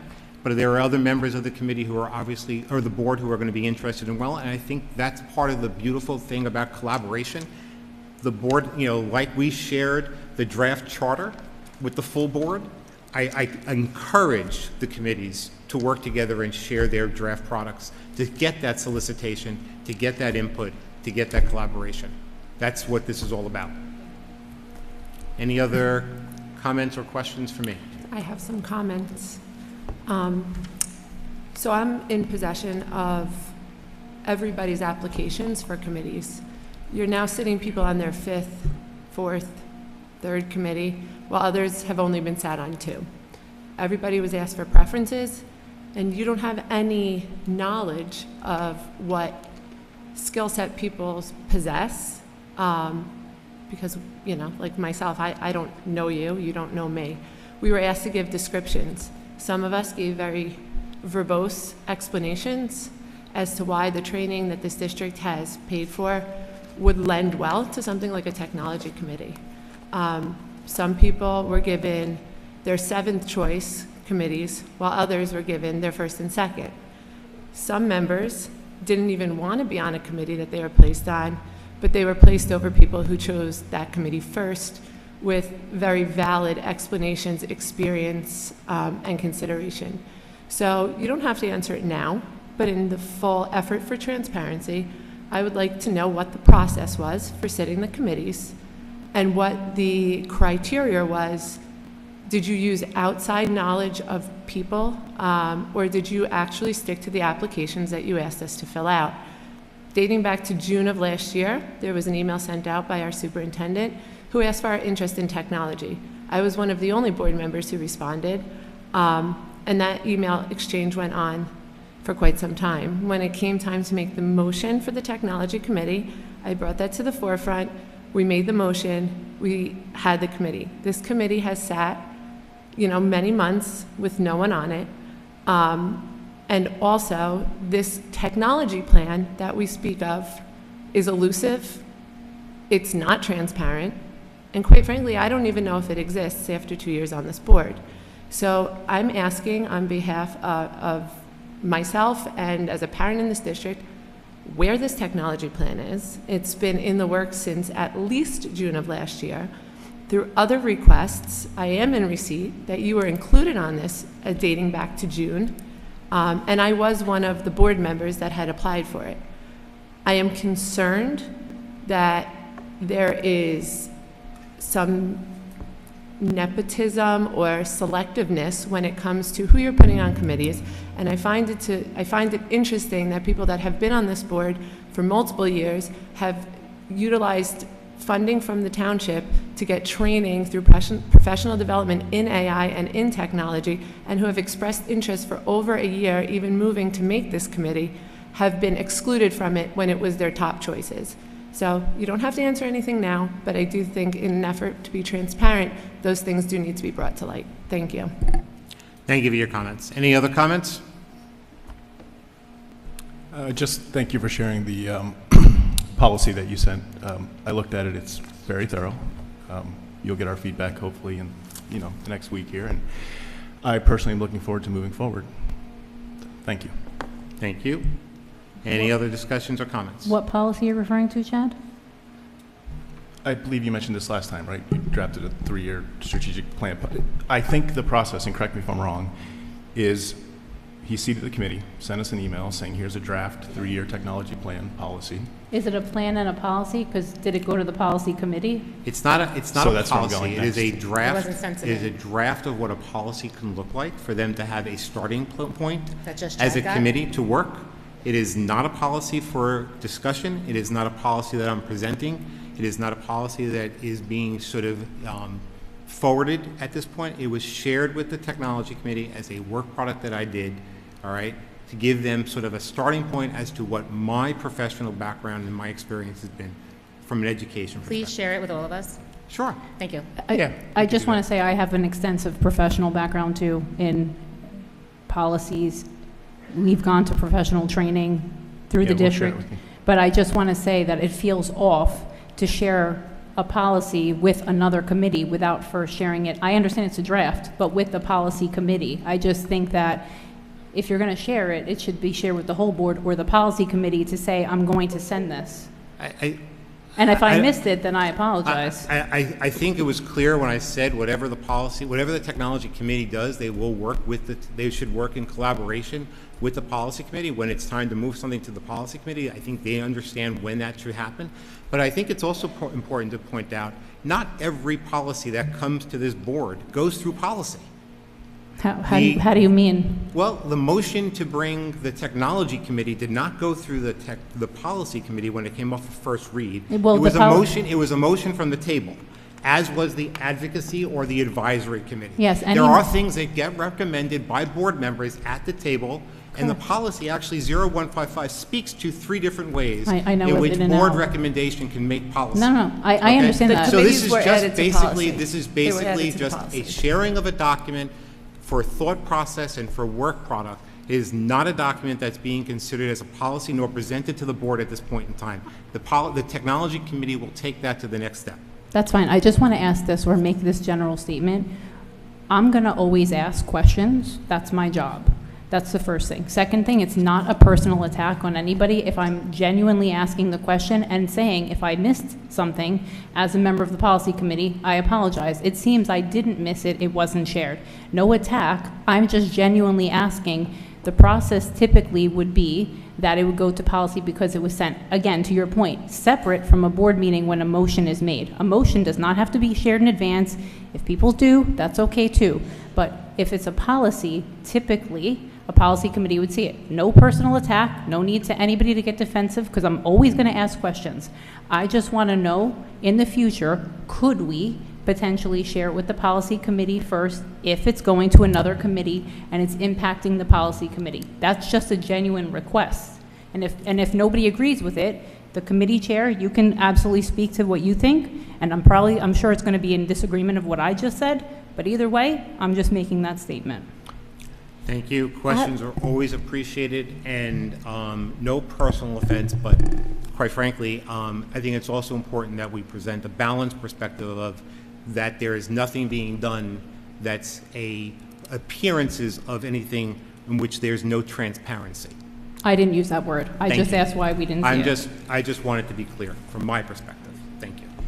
Ms. Gandhi? Yes, I want to first thank you, Brian, for accomplishing in less than 2 months what the old board couldn't, since I think, when was the email that was sent out that Mr. Ballone, you wanted to have a committee and kind of get, feedback from the community? I think it was, back in July. So since July, there has been no movement on the technology committee. Everything was halted, and I recall an email in August that was sent to us. The entire board was not asked if Mr. Ballone should basically stop what he was doing. The policy committee made that decision, and I think that email just came from the board president at the time. I know I didn't get an email saying, hey, this is what we're considering. So that's number one.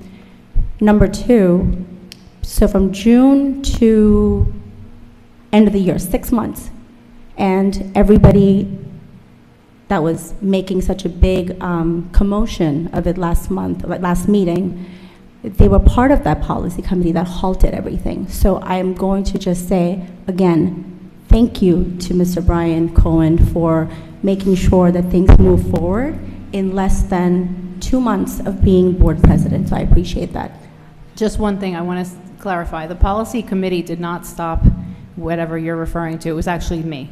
So I made the decision to stop that meeting because when you're talking about the ad hoc committee under advisement of the board attorney, a committee is to be formed by the board president, not by anybody else. And so therefore, this actually fell under the guise of a smaller type of committee. Again, spoke with board counsel and got that. So it wasn't the committee, it was me, and that's why it halted. Second thing, it didn't get put into place or sat because second read was in August, and why are we gonna sit a committee for 2 months to then have potentially a new board?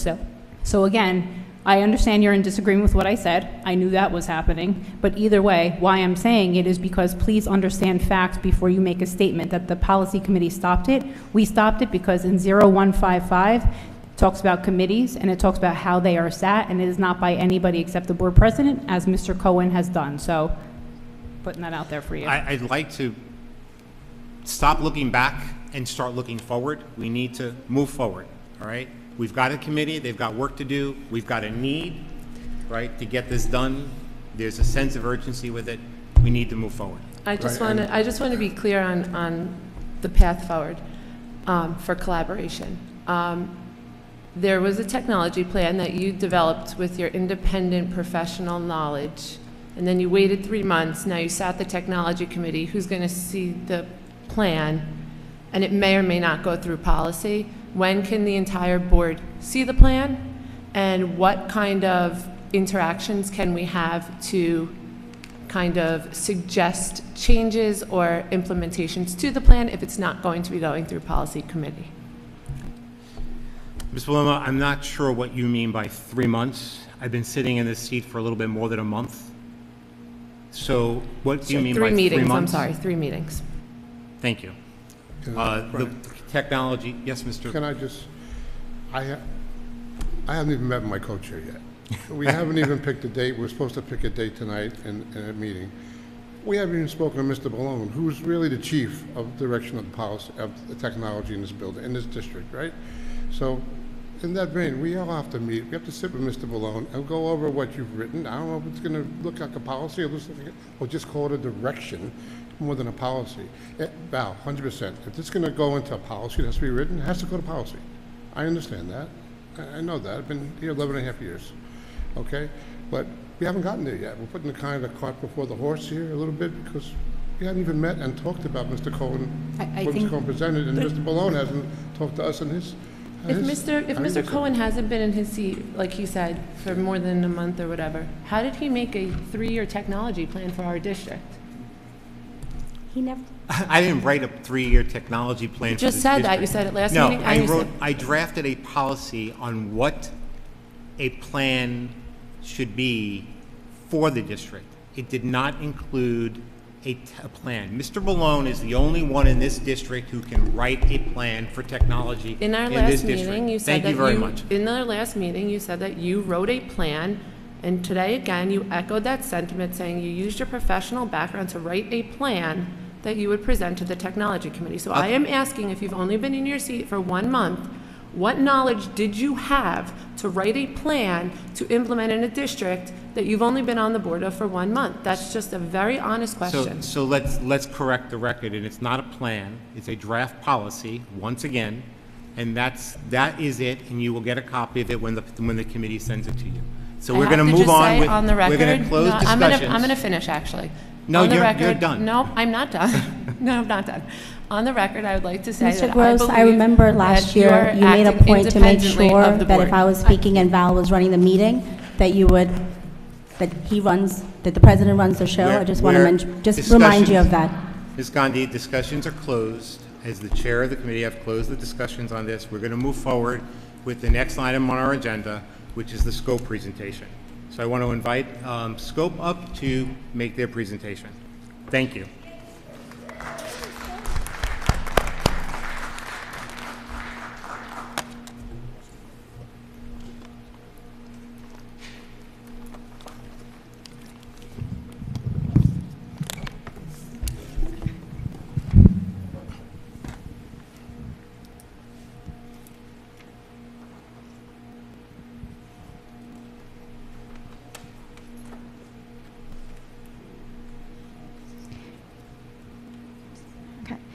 Good evening, everybody. Thank you for having us here tonight.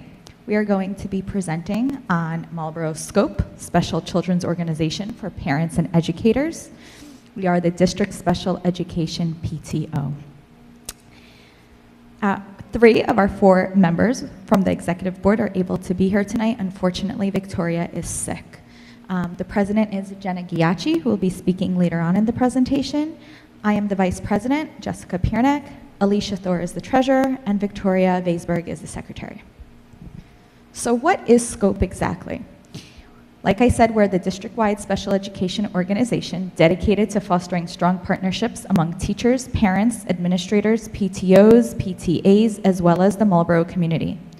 Our mission is to promote inclusion, understanding, and acceptance of students with disabilities in preschool through 8th grade, ensuring they're fully embraced within our school community. We strive to make a meaningful impact by providing families with valuable resources and organizing inclusive events that strengthen connections. We'll be talking more about this later in our presentation. We offer grant funding to special education staff for items that enhance student support but are not covered in the traditional school budget. On the agenda for later this evening, you will be voting on SCOPE grants, and we are going to be talking to you about them. One of my favorite quotes is, "If they can't learn the way we teach the way they learn." Many moons ago, I was a special education teacher in Marlboro, and you always, as a teacher, have to adapt to the needs of your students. So it's come back full circle. Now being on SCOPE, we're able to provide the teachers in our district with the tools to meet unique needs of our neurodivergent students. Since the 21-22 school year, we've donated and awarded over $20,000 to over 20 grants. We collaborate with the Special Services Department to fund valuable opportunities for staff to enhance support for our students. In the past 4 years, we've supported lots of grants, some of which include Dressing for Success with OT, for the occupational therapists, by having little boards that the students can practice snapping buttons on, tying their shoes, buckling things, musical sensory playground equipment, sensory hallways, the Marlboro Super Dogs who have come here to the board to present their program at the middle school as well, scanning pens for students with dyslexia. The list goes on and on. The visuals speak for themselves. We've also, every extended school year, brought in an ice cream truck to treat the students during the warm summer days when they are in the heat. It's something that they look forward to. This year we actually partnered with the Giovanazzo family to help everybody enjoy the day. And it's just something special that we do for the teachers and for the students to show them how much we appreciate everything that is done. Thank you so much. I'm Alicia Thor, the treasurer of SCOPE. So I'm going to talk to you tonight about our grant process and then the grants that are on the agenda for you to vote on tonight.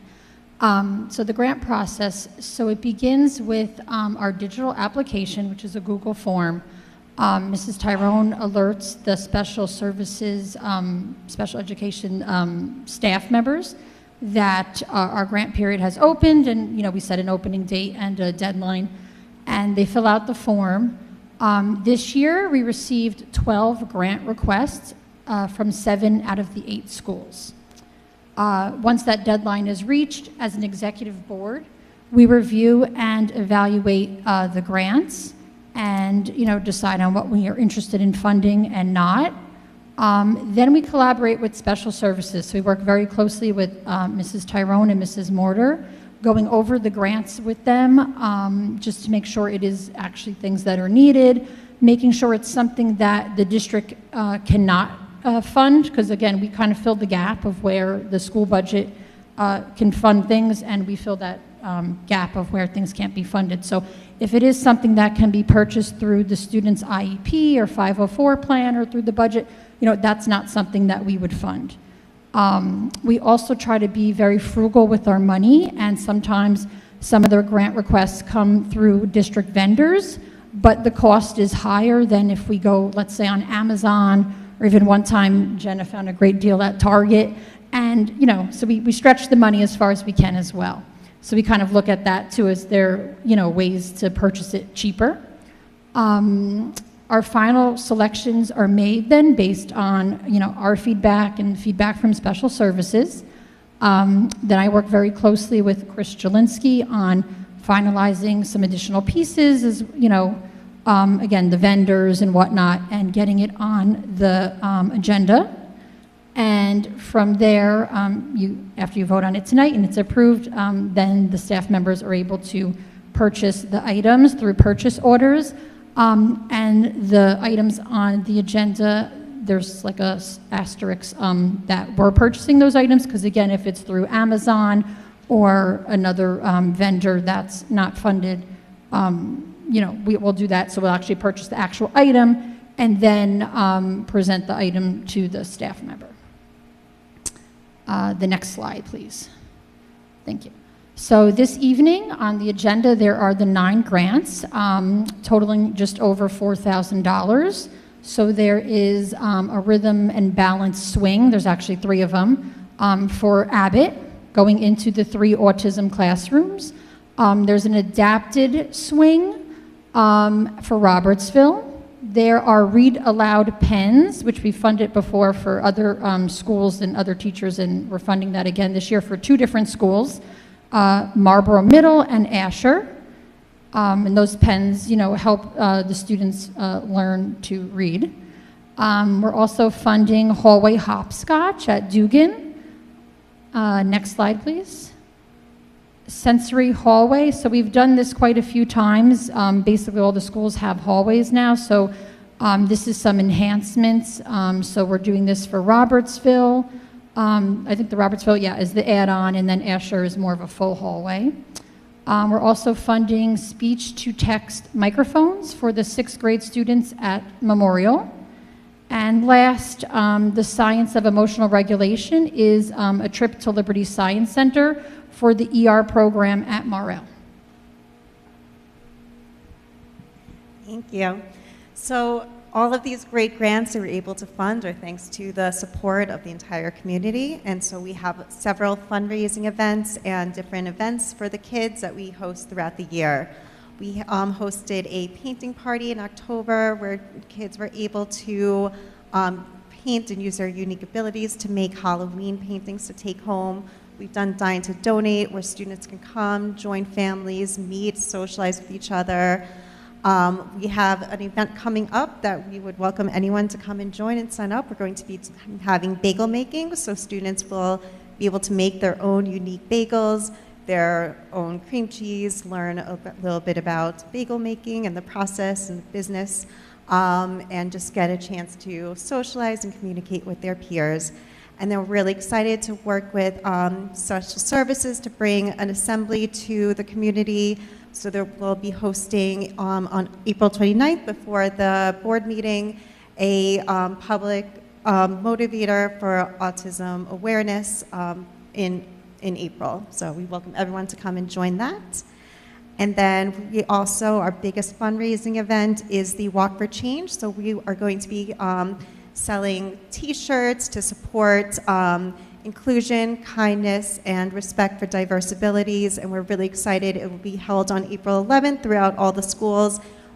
Kids are able to come, make donations, and also learn all about different abilities and learn to appreciate each other and spread kindness. So we welcome everyone to to join us for that.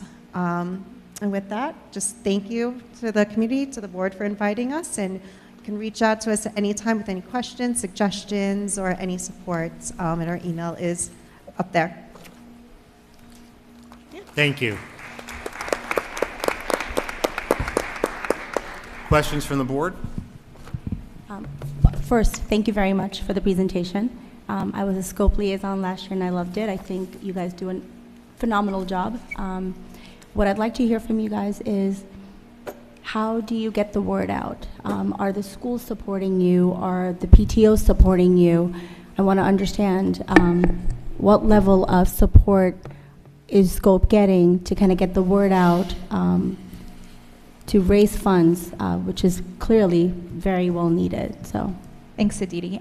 So first, Mary Elizabeth is great at blasting our flyers out to the special services families prior to events or with any flyers that we create. We post on our Marlboro Scope Facebook page. You know, some of our board members also post in community pages to get the word out.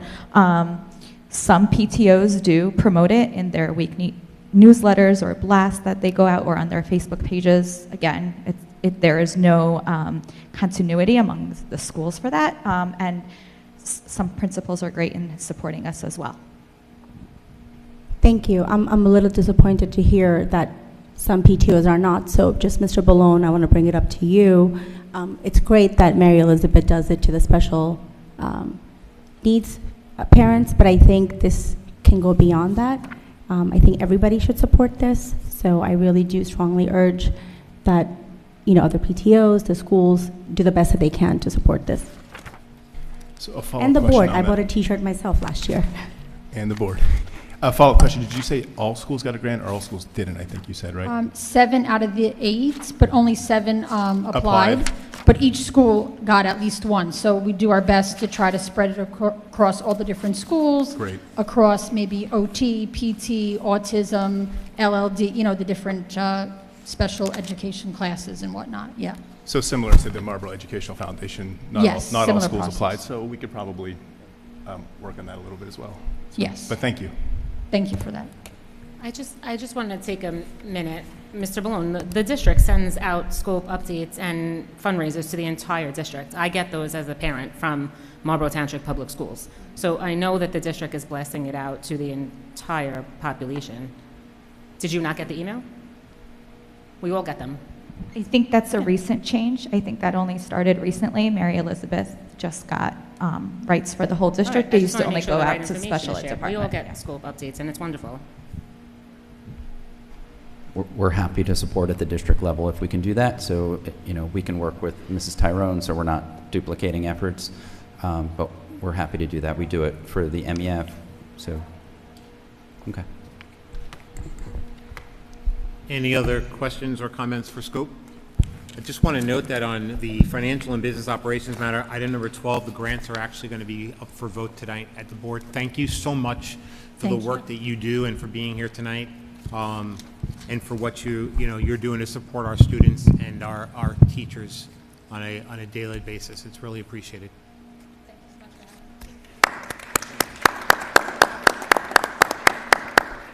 Okay, we are moving on to the discussion for bond counsel. Mr. Caravello. Okay, so good evening, everybody. So this will segue into the budget presentation right after this. So at our last meeting, we had discussed our options for possibly going out to second question referendum. I know we wanted to proceed that route, so we took the liberty of inviting out bond counsel, Mr. Tony Salamini, just to explain the process to the board and the community as a whole, so we can gear up and be as successful as possible in promoting this and getting this out and getting the word out to try to fund the rest of the HVAC project, which is to do HVAC at Robertsville and Asher Elementary, and that would be the only thing that would be included in that second question. So, Mr. Salamini, if you want to introduce yourself, and then also we're just going to explain just the process of how that's going to work. Good evening, everyone. Tony Salamini. I'm an attorney at Lenz, Goldman, and Spitzer. I've been practicing public finance for 22 years, even though I'm only 25 years old. So as Mr. Caravella said, back a few months ago, I met briefly with Mr. Ballone and Mr. Caravella, and there was a recent law that came about that provided an opportunity to potentially finance capital projects without asking for a referendum. And the real benefit of financing a project this way was you were eligible to get debt service aid if we were able to finance a project through a particular paradigm that utilized a county improvement authority. Currently, it doesn't look like your county improvement authority or your county is interested in financing projects in this manner. So under current New Jersey law, school districts have very limited opportunities to borrow money and or to finance projects. And the only way then, if the county improvement authority is not interested in financing a project this way, the only way for a school district to advance a capital project and to get aid from the Department of Education is to borrow money. Now, the benefit that you have, and when I spoke to Mr. Caravella, is you guys are working diligently as a district, which is great, of saving money in your capital reserve account. So, for example, if you decide to pay for this project 100% out of eventual savings from your capital reserve, the residents of Marlboro will pay 100% of the actual cost of the project. And that's a fine way to finance the capital project. Alternatively, the suggestion I made when we spoke with Mr. Caravella was that if the district would ask a bond question to the voters of the residents of Marlboro, you could receive up to 34% aid from the debt you issue from the state of New Jersey. Now, the benefit of that is your capital reserve can be used for two purposes under the law. Your capital reserve can be used to finance any projects in your long-range facility plan, but your capital reserve can also be used for a debt payment. So the theory would be you'd go to referendum, you'd borrow the money for hopefully up to a year, no longer than a year, and then when that debt comes due, 34% of it would be paid from the state and 66% would be paid by your capital reserve account if you have the money saved at that time. Therefore, you get the whole project, but you're only paying 66% of the cost of the project, not 100% of the cost of the project. So you do the project either way. Either you pay for it 100% out of money you've saved, or you borrow money and the state will give you up to 40%, but in reality, for the last 15 years, they've been giving you 34% of the cost. Now, you'd ask a second question either at the annual election in November, or you could do it at one of the special election dates. And the timing for it, if this is a project that the board decides to move forward with, you would need a resolution authorizing your architect to submit a project application. Once the state of New Jersey has that project application, they have up to 5 months to review those project applications. And then that would kind of dictate the timing of when you'd be able to go to the voters to ask them for their support in financing the project, authorizing you to borrow money to do the project and to accept the grant from the state of New Jersey. But when I originally spoke to Mr. Caravella and Mr. Ballone, it was how do we get debt service aid for a project for Marlboro so we don't have to incur 100% of the cost? And the answer is to issue debt, but it wouldn't raise taxes if you save the money in capital reserve to pay the debt, the cost of the debt you issued. I'm happy to answer any questions you have or to, if Finn wants to provide any additional information. Right, so go ahead, Mr. Cohen. Okay. I just want to, because I was writing down things this quickly, so if I heard you correctly, so technically the state can reimburse up to 40%, but their practice has been over the last several years to just do 34. Sure. So the law is a 25-year-old law that this funding is based off. And if any of you have been on the board for a while, any ROD grants you've had, that has also been authorized under this law. For the first 11 years, they funded debt service aid or the upfront grants at 100%. And since 2011 until present, they've been funding them at 85%. So that's why we say 34%, because 85% of 40% is 34%. The approval letter you get back from the state will say the state will fund it at 40%, but over the last 15 years, the state has only been giving 85% of that. So when we do the projections, we do it most conservative at 34%. So am I right in saying that probably the primary election date is unrealistic, that we're more likely looking at the November election? So for school districts, you're only allowed to use one of the 4 special election dates. So that's September, December, January, or March, or the annual election in November. The primary, you're not allowed to ask a question to the voters. And normally, right, Tony, we need about 70 days to submit that, that question? Yeah, so what drives the timetable is once your architect submits that application to the DOE has up to 5 months to review those applications. And if you're going to submit a question at one of those special election dates, it has to be presented to the county 60 days in advance. And at the November election, it has to be given to the county 74 days in advance. So meaning you'd probably need to get your approvals July, August, September, depending on if you were going to do November, December, and that. So a lot of what may drive the timetable is how quickly the board decides to move forward. If you decide to move forward, how quickly then your architect can submit those plans to the DOE. And then one thing we really don't have control over is how quick the DOE then reviews those project applications. Now, Tony, for the board's perspective, what is their role in this of how to move it forward? Sure. So from the board's perspective, your first step would be you would have to adopt a resolution authorizing the architect to submit those project applications to the DOE, and they would be asking that they be reviewed under that legislation that makes them eligible for debt service aid. And then once we get those approvals back, then we'd work with you to develop a question that would go to the voters, and that would require an additional resolution to approve that language that goes to the voters. But that would be kind of down the line. Could I ask a question on the referendum piece? Sure.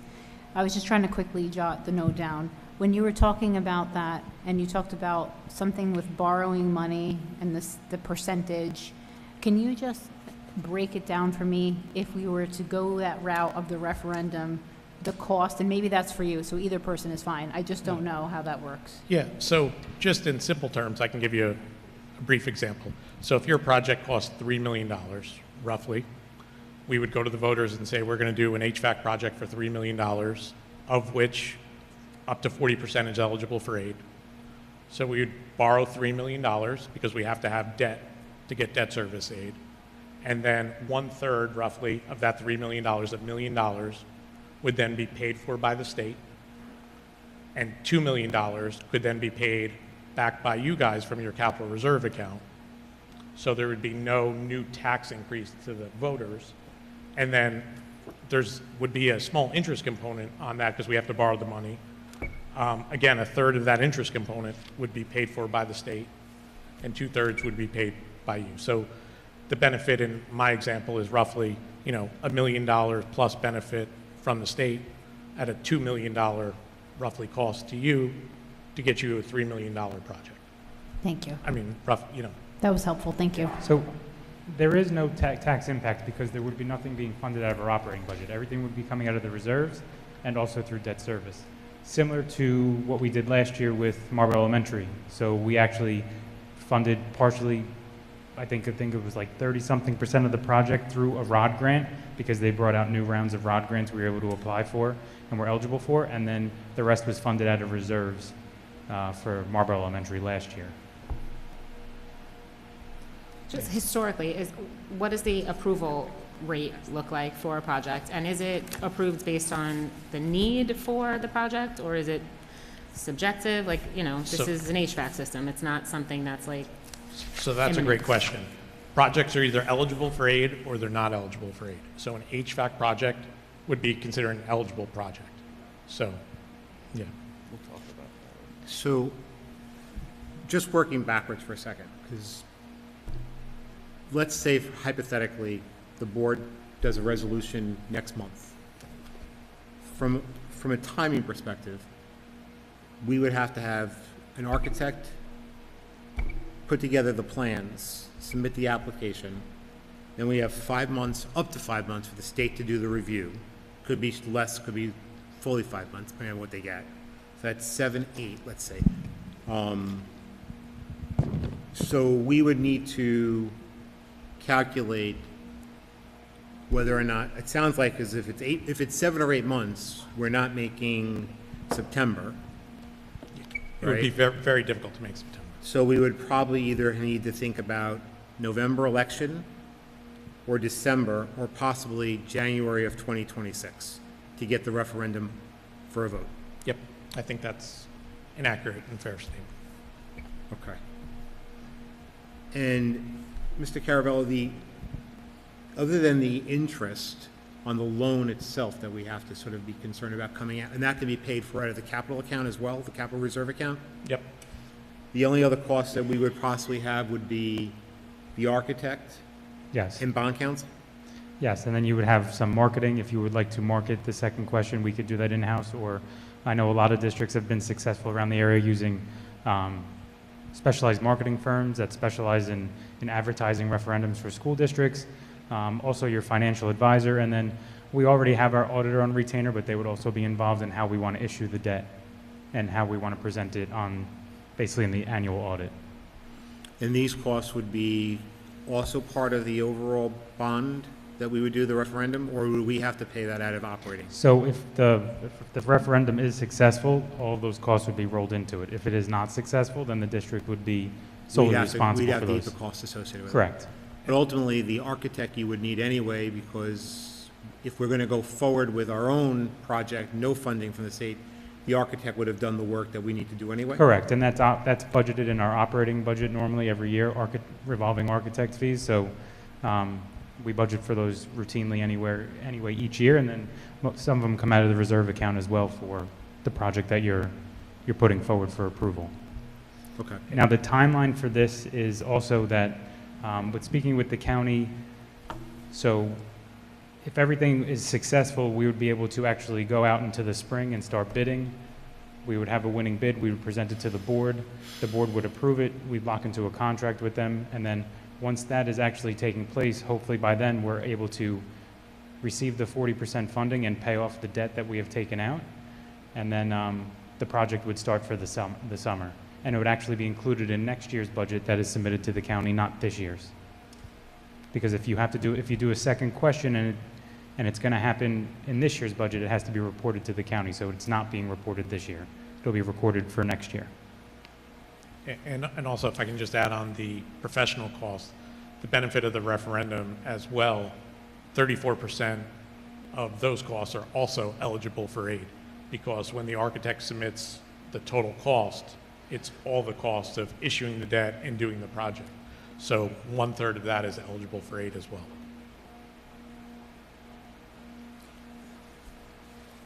Marlboro hasn't had a very good history of second questions and referendums for school-based projects. I guess there's some good things that we may be able to learn from some of the districts around the state, because I've been reading a lot about other districts that actually have been successful. I mean, I know the pattern here, the history pattern of this town, but I think it would be fiscally irresponsible to not try to maximize the value of your money. So instead of just, eventually we're going to have to do this project, so it's either going to be 100% funded from us, but if there's different avenues, alternatives we can apply for to try to get some of it partially funded by the state, I think it's a no-brainer to at least try that, because we've been creative to a point this far with the 3 elementary schools that we've completed, whether we've done it through ESSER funds or we've done it through ROD grants. So I think we at least need to at least give it an effort and try and all be together on this when it comes to really promoting this and selling this and standing behind it. Because if we want to see this project done and also get a little bit money back from the state for this project, I think it's definitely worth moving forward with. Yeah, and I guess the unfortunate thing for Marlboro residents is the other referendum that are passing throughout the state, all of our tax dollars are going to the state aid to help fund those projects.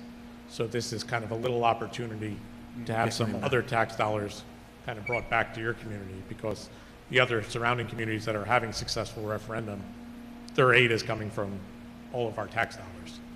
But the improvements... Right, it's a collective pool from the entire state. Right.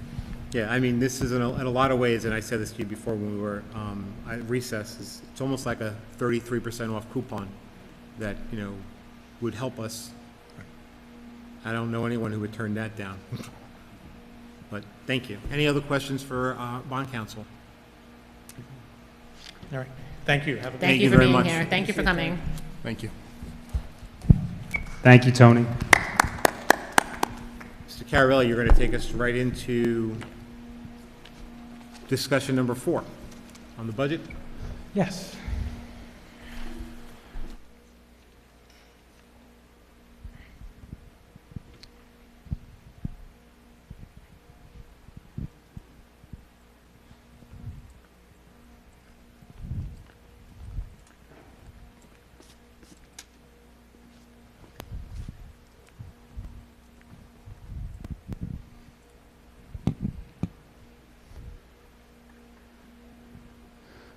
Okay, so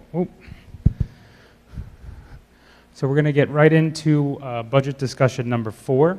So tonight we're going to be discussing the Building and Grounds Department, and also we're just going to basically give an overall view of our revenues and where we stand, and then some tidbit information here and there, and then we also have a little bit of scenarios that Mr. Alonsky likes to see. So we have some scenarios at the end.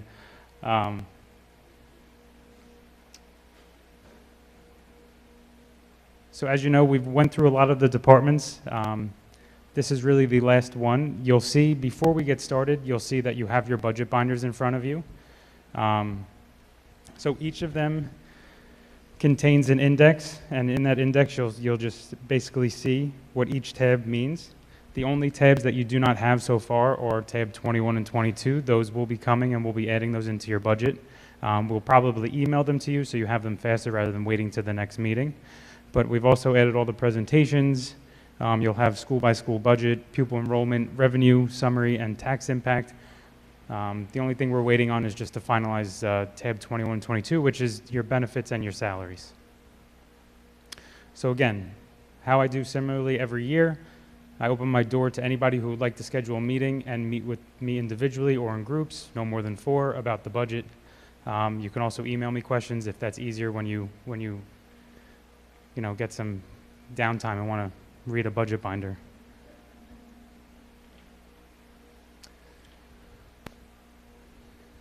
So in the building and grounds budget, we always budget for basically district-wide projects or large projects that we need to fund out of the maintenance reserve account. Again, these do not get funded out of your operating budget. These get funded strictly out of your maintenance reserve account. So it really has no tax impact to the budget that we're putting forth. And this is why we build the reserve for projects like this. So your facilities projects, some of them that we will be doing, again, we're scaling back the asphalt and concrete district-wide repair. We're only budgeting about $151,000. That's mainly because we really did catch up a lot the last couple of years. We were very aggressive in trying to catch up and trying to really repair some of the things that really were not budgeted in years past. So we did a great job catching up, but we also do want to keep exploring avenues of what we did in Dugan and other playgrounds is really reface the courtyard and the recess areas. Flooring and tiling at middle school in Robertsville, we're budgeting about $148,000 there. Again, when we work with the building and ground supervisor, we go through the district and we see what's of great need and what needs to be addressed as a priority rather than as really a luxury. Really, this turns into a safety issue when we put forward projects like this rather than just wanting to see it changed. Mini gym floor, your remediation replacement at middle school. So similar to last year, we're on a 2 to 3 year plan to do the middle school gymnasiums over. The reason we do them over is because, again, please do not get alarmed. They contain mercury, but they're never at a level that exceeds where we have to be alarmed and we're remediating because we have to.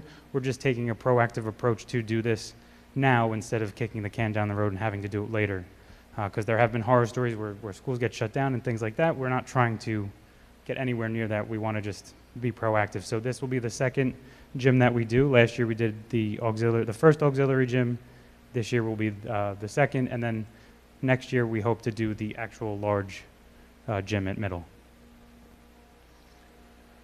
The B&G facility is budgeting for a storage shed. This is really to reallocate the district tools into one location, and that is the new B&G building, so we're going to be budgeting for that. District-wide univent cleaning at middle. A lot of those units are very, very old. They're very, not dirty, but it requires a lot of of time and effort to really clean those. So we want to contract out and actually have the Univent cleaned by a professional that doesn't really take our staff away from being there all day, and they can actually address work orders. They'll be able to have a service come in and be able to really give those a cleaning, because a lot of those units are original with the building or have been updated in the 90s.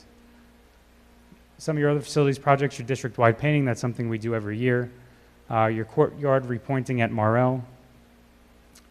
Upgrade of so brick repointing, so repointing the brick on the outside of the building. So any bricks that seem to be offsetting or out of place, they'll go and remortar and repoint the bricks. Upgrade of the burglar alarms at Dugan. And then we have some HVAC controls that still need to be tied into our fire systems and in the RTUs at Defino.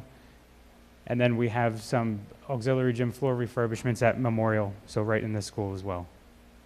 So that's how you get to the total of the $600,000. So you'll see in your budget binder the maintenance reserve withdrawal of $600,000, and these are the projects that total that amount.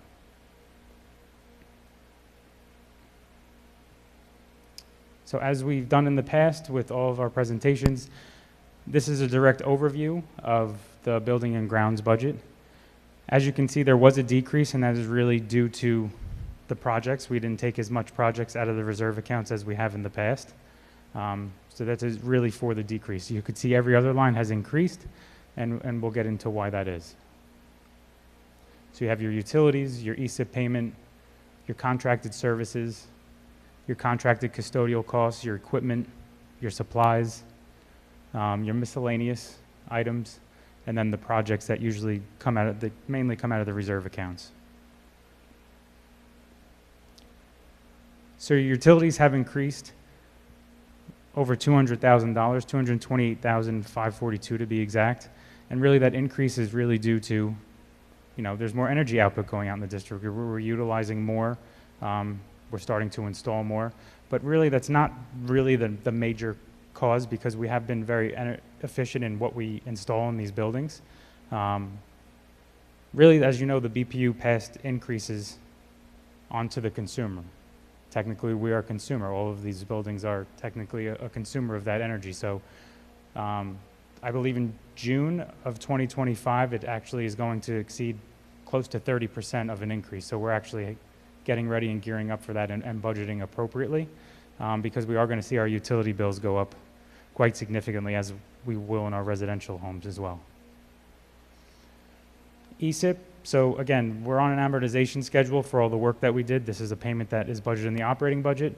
This is simply a decrease because of the schedule that we're on. So this is, I believe, year 4 or 5 of the payment structure. Your contracted services have increased about $235,000, and that is a lot due to the increased maintenance contracts that we have in place, or some of the district-wide planning that we need to do. So you have your boiler preventative maintenance agreements that increase in over $70,000 collectively. You have your elevator maintenances that are increasing. And again, we have an elevator in the old middle school. We like to just keep tabs on that. We have it inspected thoroughly, and sometimes the inspection recommends repairs, so we budget accordingly for those repairs. Your increase in your gym floor maintenance, again, this is district-wide for all of the schools when we maintain the gym floors.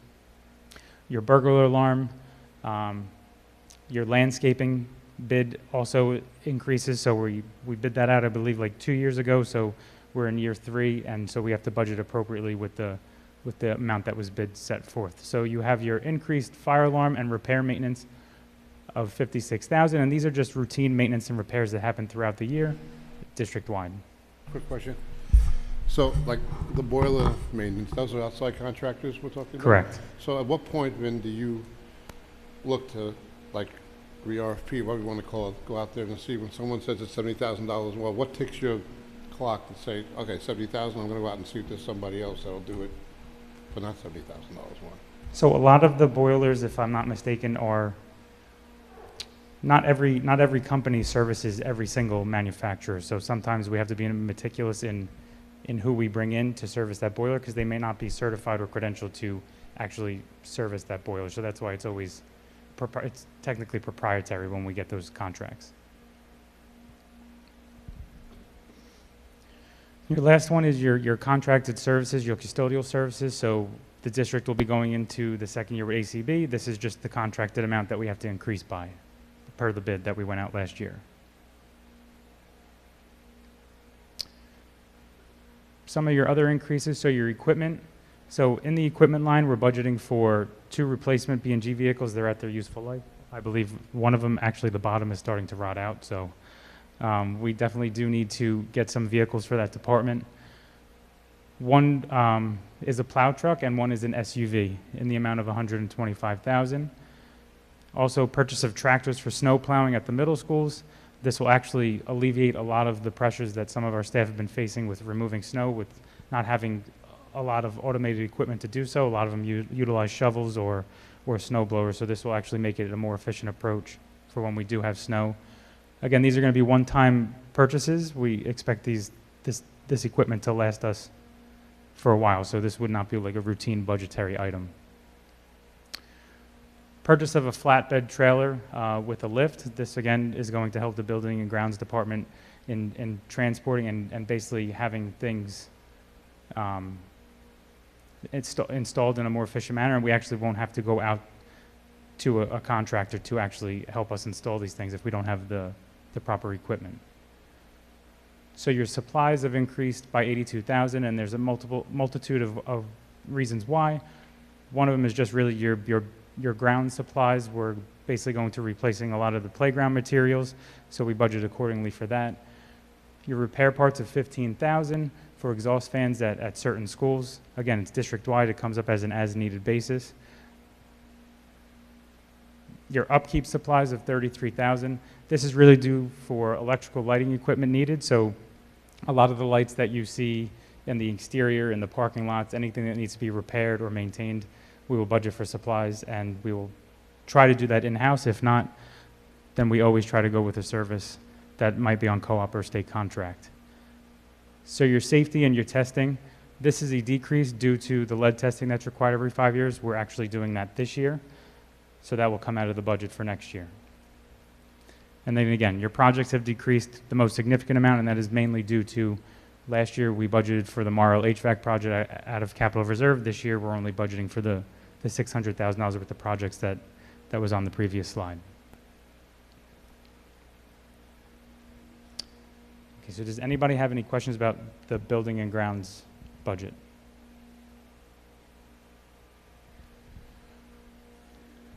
So next I wanted to talk about budget strategies. So when we start building a budget, to really set forth and bring to you a balanced budget on the revenues and expenditure side, we do look at a lot of key components, and some of them are unique for the situation that we're in when it comes to the 25-26 budget. So as always, every year we always look at not so much position reductions, but just basically attrition. When someone retires or if a position becomes vacant, we really take a close look at it to see if it is really truly needed anymore, or if we can maintain the quality of education that we have in this district without that position. That usually helps us in navigating certain budget challenges or budget cuts. Because again, we don't want to ever cut actual people. We never want to actually put people out of jobs. We always want to find a creative approach in navigating those challenges that are increases within the 2% cap. We always request departments to utilize zero-based budgeting, so we give them a blank sheet, and we really require them to just build the budget as what they need, not just roll it over and not just budget the same as last year, budget flat. Really take a look at each account, and then we also thoroughly look at the accounts as they come in. This year we'll be utilizing the $600,000 from maintenance reserve. Instead of putting that into the actual operating budget, we're able to utilize our reserve accounts to offset some of the projects we want to do, which helps us as well. You utilize your surplus and your fund balance. This really helps you build a base in your budget and offset a lot of inflationary increases we see, whether it be salaries, benefits, maintenance agreements, out-of-district tuition, transportation, you name it. Everything has an increase associated with it, and it's usually above the 2% that we're afforded. As we did last year, this year, there's also options to utilize bank cap and the health benefits waiver that are offered by the state, and that's really to offset the 15% increase we're seeing in health benefits. which seems to not be slowing down. I believe last year was a 12% increase.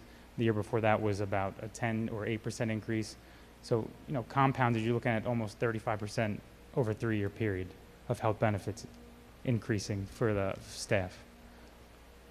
And then also increasing revenues where applicable. So if we are able to receive tuition students into our program, or if we are able to budget for more interest, or if we're able to budget for things that we know that may be coming in for, offsetting expenses with increased revenue, we do that. It's not always a promise because your revenues are your revenues. And once you reach that number, you really can't inflate it anymore, and that's how districts truly get into deficits. You inflate your revenues really just to match your expenditures. Those revenues are really never coming in, but you're still spending in that level, and that's how districts really get into trouble with not being able to maintain a balanced budget. So we try to avoid that and just put realistic revenues in.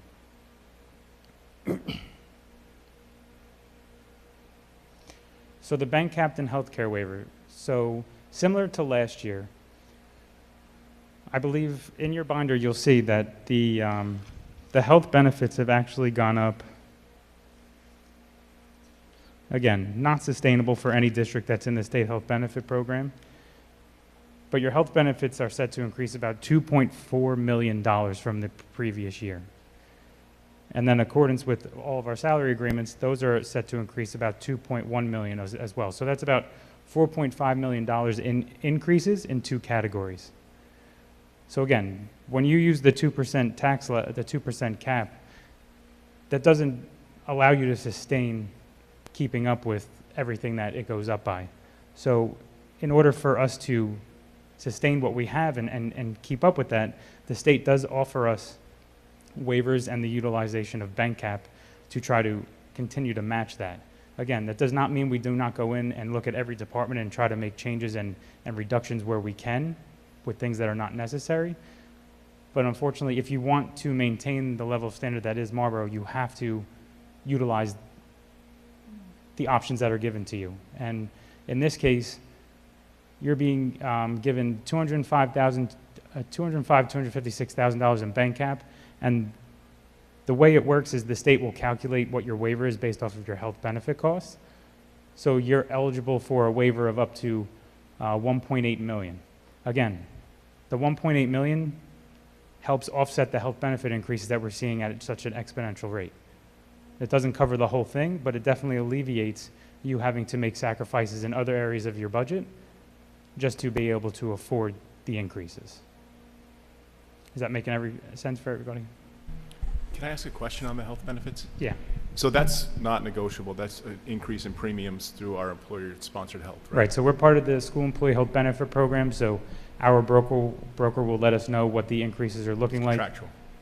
Correct. It's really it's very hard for them to keep funding the program. So that's why you see such the huge increases. One of the mistakes they really truly made was, I believe in COVID, they gave a benefit holiday for the month of February, and they wound up giving everybody, I believe, money back for, we had no premium, so no one had health benefit deductions in their paycheck. When in reality, the state could have just pulled that money to try to offset the increases, but we're seeing such increases, and it's not just attributed to that, it's really attributed to, it's just a lot of these programs are just really not being able to fund some of these districts that have such basically a high risk or a high cost risk. We've looked into getting into shifts or different health insurance funds. We always have to provide equal to or better coverage. That's your problem. That's going to be your problem, yeah. And unlikely so, we would always want to try to provide that, but our claims experience is just not good enough to get out of the school employee health benefit program. So we actually have to meet a criteria to be able to leave, so another pool or someone else that's equal to or better would accept us. And right now, we run it every year, we're not there. And I think we should have good health insurance. It attracts talent, so I'm not saying that. I'm just curious if that's, and it sounds like it's contractual. There's nothing we can do. Yeah.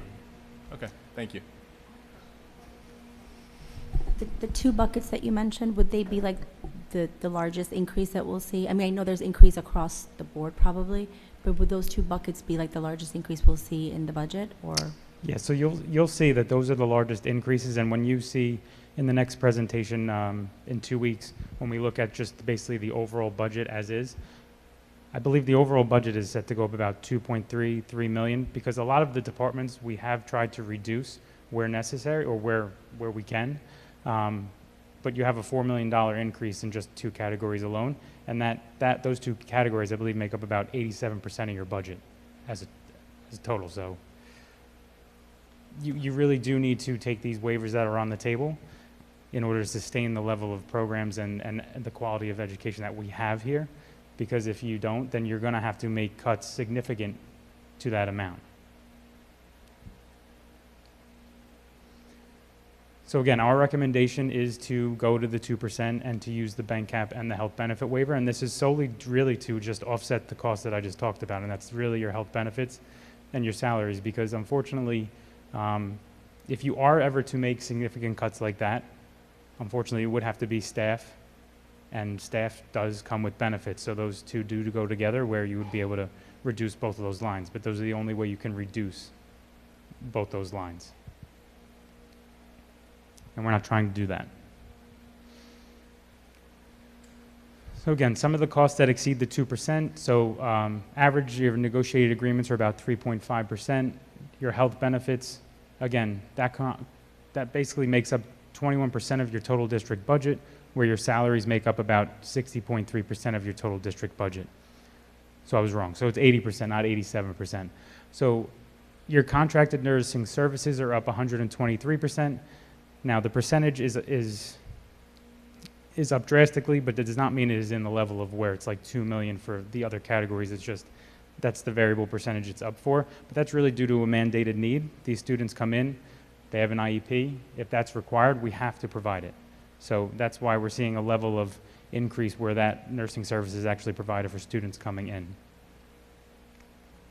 A lot of the costs that were paid out of the ESSER funds, where we were able to supplement some of those costs, we're actually continuing the operating budget.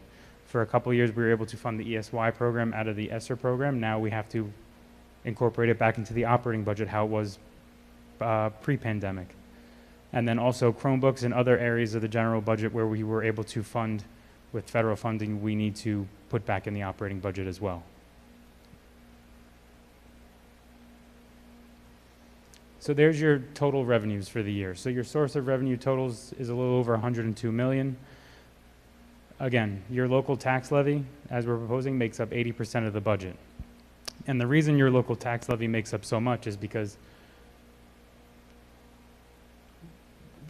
when New Jersey classifies district-based schools on their socioeconomic status. So if you ever look at the Taxpayer's Guide to Education spending, or if you look at the DOE website, you'll see that districts are labeled from categories A through J, with J being the most affluent. So that's really how they determine your state funding as well.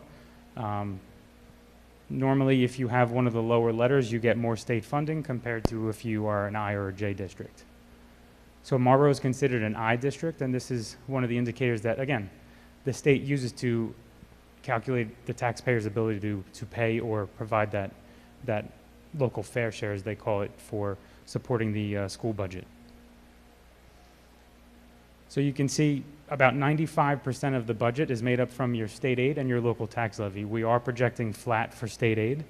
Again, the governor's address, I believe, was today, so you'll have those state aid numbers within 48 hours.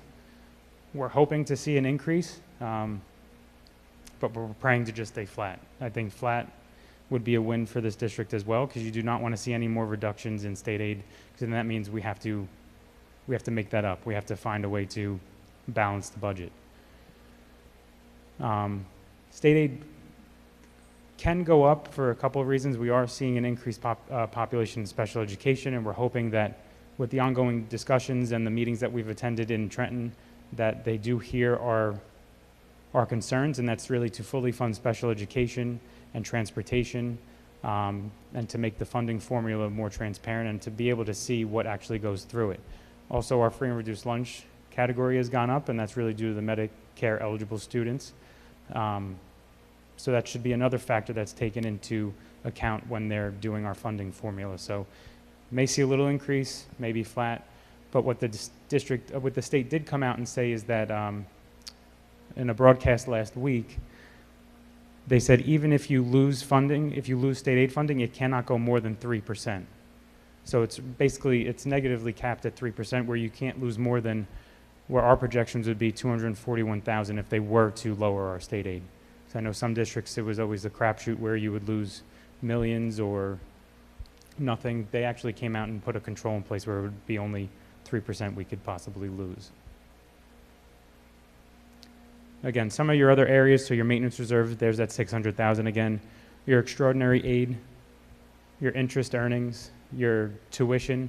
Now this tuition includes the preschool tuition and also the out-of-district students that we would bring in possibly. Your rentals, your student activity fees, and then your excess surplus, which our auditor discussed at the previous meeting when he stood up here. That is basically built as your base of your budget. So that is your surplus from the year prior that is built as your base. And then your budgeted fund balance is what we utilize from our unbudgeted fund balance to fund a portion of the budget.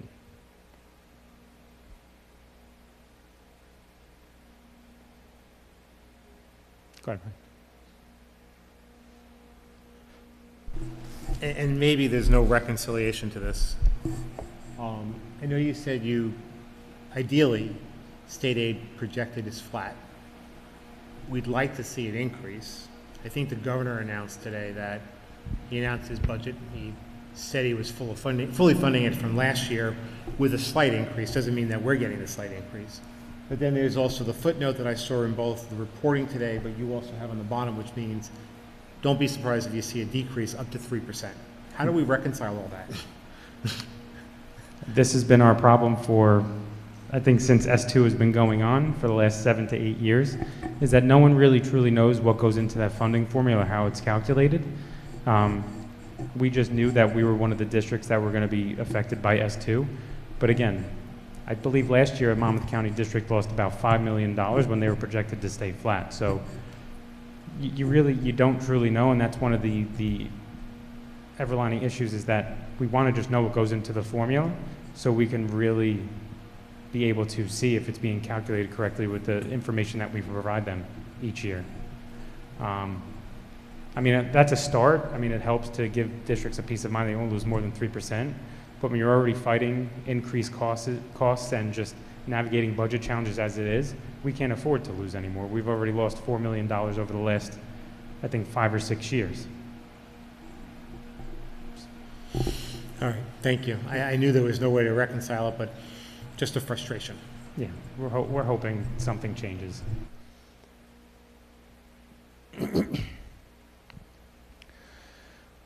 So this just basically shows you your tax rate and your basically your tax increase based off the assessed valuation of your home.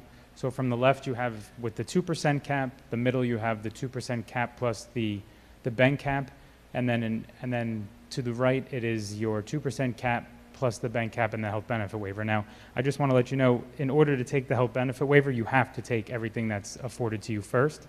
You cannot take a little bit of each. So in order to take that to take that waiver, you would have to take the 205, 256. They would not allow you to take one or the other.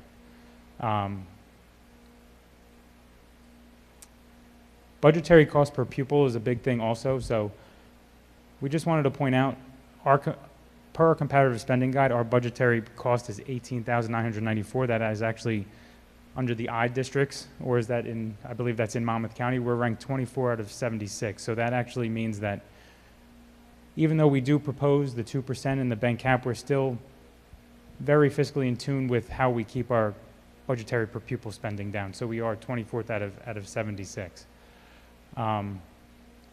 The average assessed home in Marlboro Township was assessed in 2024 at close to $500,000, so $497,000 per New Jersey Division of Taxation. We update that number each year. And then you'll be able to see your property tax increase per your assessed valuation across the board. And then up the top row is your tax rate. Ed, you know I ask every year. So what does the 2% turn into with the bank cap, and what does the 2% turn into if we take the whole ride on the last column? Is it 2 point what? Is it 3? What do you mean?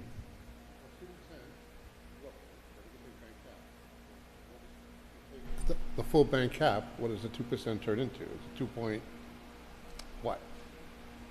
I think I put that on the slides in March, but I didn't think the 205, 256 is only about, I think it's like 0.05%.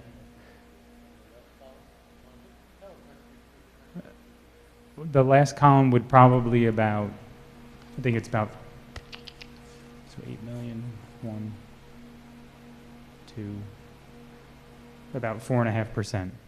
But I will show you the actual figures next meeting. But our recommendation is the far right. There really is no option to take anything less than that, because if you do, then you are making those cuts in what is being left on the table. Mr. Carabell, I think it's also important to share with the board and the public. The board knows this, obviously, and the public does, those who were following last year. I'll call it the 11th hour, when the state came out last year and allowed us to increase above the 2% cap. That decision came out after we had presented a fiscally responsible budget to the board. So we were one of the few school districts that didn't take that benefit. That's just a note that we put on there too, is that we were given the option last year to recoup some of the S2 cuts. Our S2 cuts were in the amount of 1.6 million, so we would have been able to recoup that. Basically, the state came out and said, we cannot fully fund your state aid and give you that back. We're allowing you to go basically to the taxpayers to go up to 9.9% to recoup some of that. We were actually the only district, I believe, in Monmouth County that did not take it. There were a few others, but in the Freehold regional area, we were the only one that did not take it. And again, we stand behind that, because we did produce a responsible budget. It was really a timing issue when it comes to, we come and stand in front of the board and say that we have a balanced budget, and then the state wants to come in July and say, you can revise it and ask for more. But we could have, we just did not. Right, So, and that was your recommendation, which I wanted to say as well. It was well taken, and now it's a different recommendation, which we should take well as well, because last year you did tell us when we didn't need it, and now you're telling us we need it, right? I mean, I brought it up in July, basically to discuss that it was on the table, and it's always good to build your base, just to avoid, not being able to keep up with the increases that we see every year.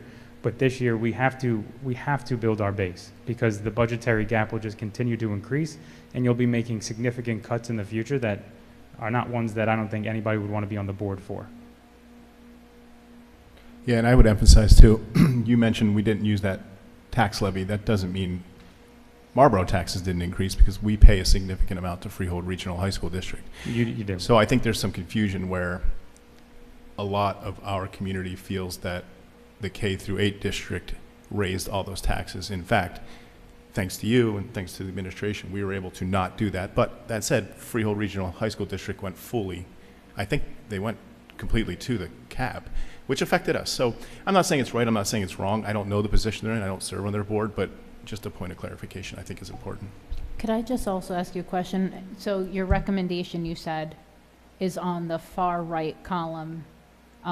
Is that correct? Yes. And then my only thing, just a question, is there anything out there that can be proposed that doesn't have an implication on taxes? Because exactly to what Chad was saying, we don't know what's coming from the Freehold Regional District, which then between this and then whatever tax, increase they have, I just want to keep that in mind.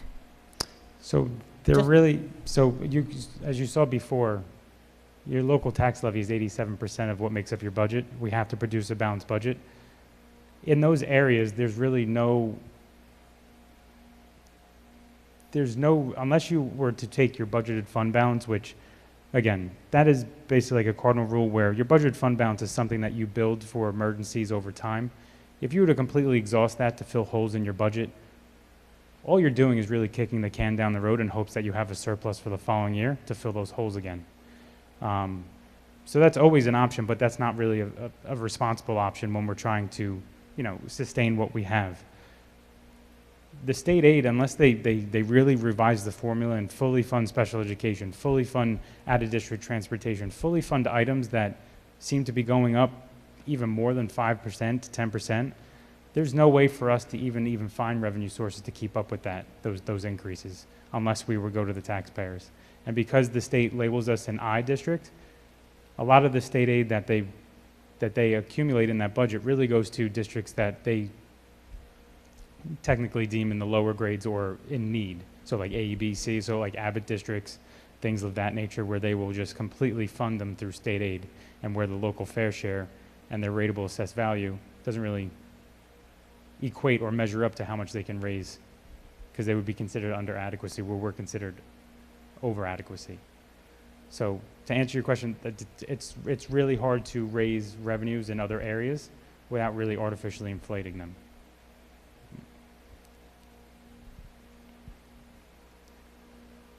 Because that is it for me. Does anybody have any more questions? Nope. Thank you. Thank you so Mr. much. Caravello. As always, comprehensive and never an easy topic to sort of both present or digest, or unfortunately, the outcome is never always the one we want. Is there any action or any decision or any guidance that you need from the board tonight? No, so in that presentation, you have the revenue numbers. So the way the timeline works is, so we'll be able to have budget discussions individually when you are able to look at your binders. And then the next meeting, I think we'll have a little bit more of a presentation. It'll be brief. Yep, so we'll have state aid numbers. We'll be able to present on that, what we receive from the state. And then your March 18th meeting is where we approve our tentative budget, and that's what's submitted to the county for approval. And then once we receive approval for that, in May you have your public hearing, where we'll do our final presentation. And if anything in the public hearing were to change what you voted on in the tentative budget, we just have to outline that in public. If nothing changes, then it'll be the same as what we voted on in March. Thank you. And in regard to the conversation with bond counsel, when will you want, or when will you think about the board entertaining a resolution on the referendum or the second question? So I believe the board is still in favor of moving forward with that. So I would put it on for recommendation for approval at the following meeting. I don't know if the workshop, but I would speak with Mr. Salamini to see if we can get away with waiting until the regular agenda meeting. If not, then we would put a motion on to the workshop to at least start the process. Any questions from the members of the board? Okay. Thank you very much. Moving on to the next item on our agenda, financial and business operations matters. Mr. Lewanski, would you mind reading that? Sure. Financial and business operations matters. The superintendent of schools submits the following resolutions for approval. 1, transfers. Okay. 2, list of bills. 3, secretary monthly reconciliation reports. 4, travel. 5, harassment, intimidation, bullying, HIB report. 6, home instruction. 7, tuition student for the 24-25 school year. 8, amended resolution out-of-district placement for the 24-25 school year. 9, approval of extension of agreement with Transportation Consulting LLC. 10, acknowledgement and approval to dispose of vehicle. 11, approval of shared services agreement. 12, donation from scope. 13, team teaching integrated preschool program tuition for the 25-26 school year. 14, approval of change order number 1, Lucas Brothers, Inc. 15, resolution rejecting all bids for 2025 courtyard pavers. 16, state contract purchases. I so move. Thank you. Can I have a second? Ms. Gandhi, any discussions? Can I just make a comment on one agenda item? I'm sorry? Can I just make a comment on one of the, actually I'll just get into it. It's on page 10. So the Equity Expo I registered for, which I'm obviously seeking all of your votes to attend. It was brought up at our last meeting that speakers are being part of a DEI task force. They were influencing schools to deepen our skills in social, all this stuff. So that's not my understanding of it, which is why I voted yes last month. So I just want to be clear. I contacted the NJSBA representative. I contacted the conference organizers. I was informed that the agenda is not finalized and the speakers aren't, but they did tell me what the subject of the conference was. First, there's no DEI task force, so nobody's heard about it, and if there is, it's not very effective. I was informed that this conference is, and this is what you're voting on for me to attend. This conference is about meeting the needs of every child, and that was my initial understanding. And so they sent me a follow-up email and basically stated that it's about providing the right opportunities to support students to achieve excellence. It's not about treating every student the same. It's not about DEI. It's not about socio-political awareness. I think Scope, Mrs. Piernik mentioned that, you know, you always have to, can't read my own handwriting, but adapt to each of our students. That's what this conference is about. So before you get into the vote, I just want everyone to fully understand what the Equity Expo that we're voting on is about for me to attend. It's certainly not DEI focused. It's certainly not socio-political focused. I don't think those exist in NJSBA from what I understand. So I just want everybody to be on the same page what they are voting on. That's all. Mr. Cohen, I'd like to speak to that. Yes. After last month's meeting, I called the next day to speak to the our representative from NJSBA, and he sent me an email delineating everything about the program. And the program was not at that point finalized. The workshops weren't listed at all when you and I were approved last month. I sent the email to Mr. Caravello, to Mr. Balone, and to Mr. Cohen, so that it could be put into my file what this program is truly about, because it is not what was stated at the last board meeting. And I want to make sure that the public is aware that there was a misrepresentation at that point. And at least 2 people voted no for mine and for Mrs. Carrero's. So I just want to make sure that everyone knows that it is exactly what Mr. Hyatt had said too, because I have the exact same information. And you can vote no against everyone has a voice here. I just want to make sure that it's correct. Correct. So that's all I have to say before we vote. Yes. So I also contacted the NJSBA about the Equity Expo, and there is no such DEI task force. They told me the same thing, that the agenda isn't out yet, and they sent me a little blurb about what it's about. And so educational equity is about providing the right opportunities and supports for students to achieve excellence. It's not about treating every student the same. It's about ensuring that each student has what they need to reach their full potential. And a reason why an expo like this means so much to me is because I am neurodiverse. I have autoimmune affected focal epilepsy. And so this is something that's actually really important for me to attend, because I am one of those diverse students that need accommodations. That's why I have a laptop up here, because I have processing and I have hearing loss. So that's why something like this, I was very interested in going, because that is the mission for me of why I'm on this board.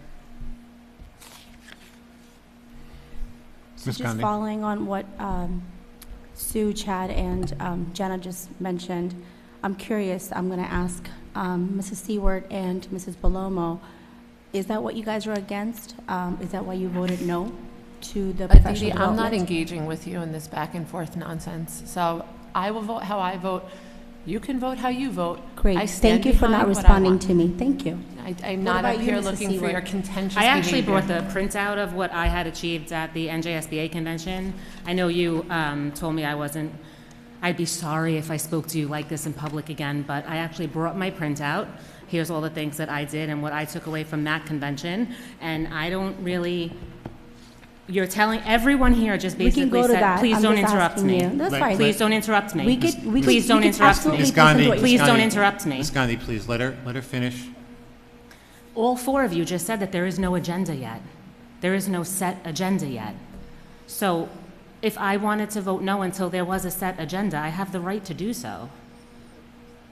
Your hypocrisy. That's fine. And your behavior from last year to this year, Ms. Gandhi, is astounding. If you were left out of emails and you didn't receive policies, I recall an attorney letter, this big dramatic experience that we all had regarding an attorney letter. Your behavior last year compared to your behavior this year couldn't be more polar opposite. The behavior of everyone with fake profiles on social media, bullying me for not have finished college, for only boycotting my small business, Nadia Singletary, Michael Cooper, Jada Sinclair, Rosalind Finero. I will address the elephant in this room, that everyone sits here and makes believe that you're all civil and respectful of one another until we jump on social media and then all of these fake Facebook profiles come forward and harass and bully me for my decisions as a board member. And I'm just going to finish my thought. I've sat here quiet all night. If you can't accept the fact that your behavior for our previous board leadership couldn't be more opposite of this year's board leadership, then there's a real problem here because there's no self-awareness of what's going on with this board. You were a completely different person last year. You held Ms. Mendez accountable for every breath that she took at this table, and now you're praising Mr. Cohen for leaving board members out of sharing crucial information about a policy that's being written. You're the policy committee chair. How are you okay with that? If Ms. Mendez had done the same thing last year, you would have flipped the table. Now we're being left out of a comprehensive technology plan, and you're thanking Mr. Cohen? I'm sorry, but I have to say it as it is, and this is why people at home need to be paying attention to the deep state that goes on around here, because if you really want to make change, Ms. you need to Seward. step up, and you need to be involved, and you Ms. need to pay Seward. attention. Thank you. We're in the middle of a motion. The discussion is on this item. The discussion is not about anything else. Let's bring this to a vote, all right? Before anyone votes, all right? I would like to remind the board, if you're on the board agenda for this particular, any particular item, please make sure you abstain and not vote for your own item. Mr. Caravello, would you please do a roll call? Mrs. Belomo? I vote yes for everything except travel of board members. I'm going to vote no to line item number 2 until there's a finalized agenda. I did my research. I stand by my statements. I've been to many trainings through the board, and there's plenty of opportunity to address issues in special education and neurodiversity, and an equity conference with past history is not what I feel that my yes vote should stand for. So I vote no to travel, number 2, under board members, yes to everything else. Thank you. Mrs. Carrero? Yes to everything. Mr. Hyatt? Yes to everything. Abstain from my attendance at the NJSBA's Equity Expo on the agenda. Okay. Mrs. Mendez? Yes to all, abstain from number 4 for travel. Dr. Miskowitz? Yes to all. Mrs. Seward? I abstain From everything? from everything. Okay. Mrs. Gandhi? Yes to everything. Mr. Alansky? Yes. And Mr. Cohen? Yes to everything. I abstain from item number 4, the item that applies directly to me. Okay, thank you. Moving on to personnel matters. Mr. Hyatt, would you read that? Sure, personnel matters. The superintendent of schools submits the following resolutions for approval. Number 1, retirements. Number 2, resignations. Number 3, employment, instructional assistant. Number 4, employment, school aide. Number 5, employment, bus drivers. Number 6, employment, maintenance mechanic. Number 7, employment, mechanic. Number 8, stipend, additional duties, confidential administrative assistant. Number 9, stipend additional duties, confidential administrative assistance. Number 10, amended stipend mentor teacher. Number 11, curriculum, peer-to-peer family night presenter. Number 12, substitute teachers. Number 13, substitute nurse. Number 14, substitute instructional assistant. Number 15, paid medical disabilities leave. Number 16, unpaid leave of absence. Number 17, amended resolution leave dates. Sorry, we're getting there. I think that was it. I so move. Thank you. Have a second? Dr. Miskowitz, any discussions? Mr. Caravello? Mrs. Seward? Yes. Mrs. Belomo? Yes. Mrs. Carrero? Yes. Mrs. Gandhi? Yes. Mr. Olansky? Yes. Mrs. Mendez? Yes. Dr. Miskowitz? Yes. Mr. Hyatt? Yes, I'm going to abstain from number 4. Thank you. And Mr. Cohen? Yes, and I'll also abstain from number 4. Thank you. Okay, moving on to liaison reports. I'd like to use this as an opportunity for when board members are doing their liaison reports, if they would also at the same time do their school reports. I'm going to start out with Freehold Regional High School District Liaison. Ms. Seward, would you also at the same time do Abbott? Yes, of course. Thank you. Thank you, Michael Messenger, for the information for Freehold Regional High School District. On Thursday, February 6th, they held their February meeting.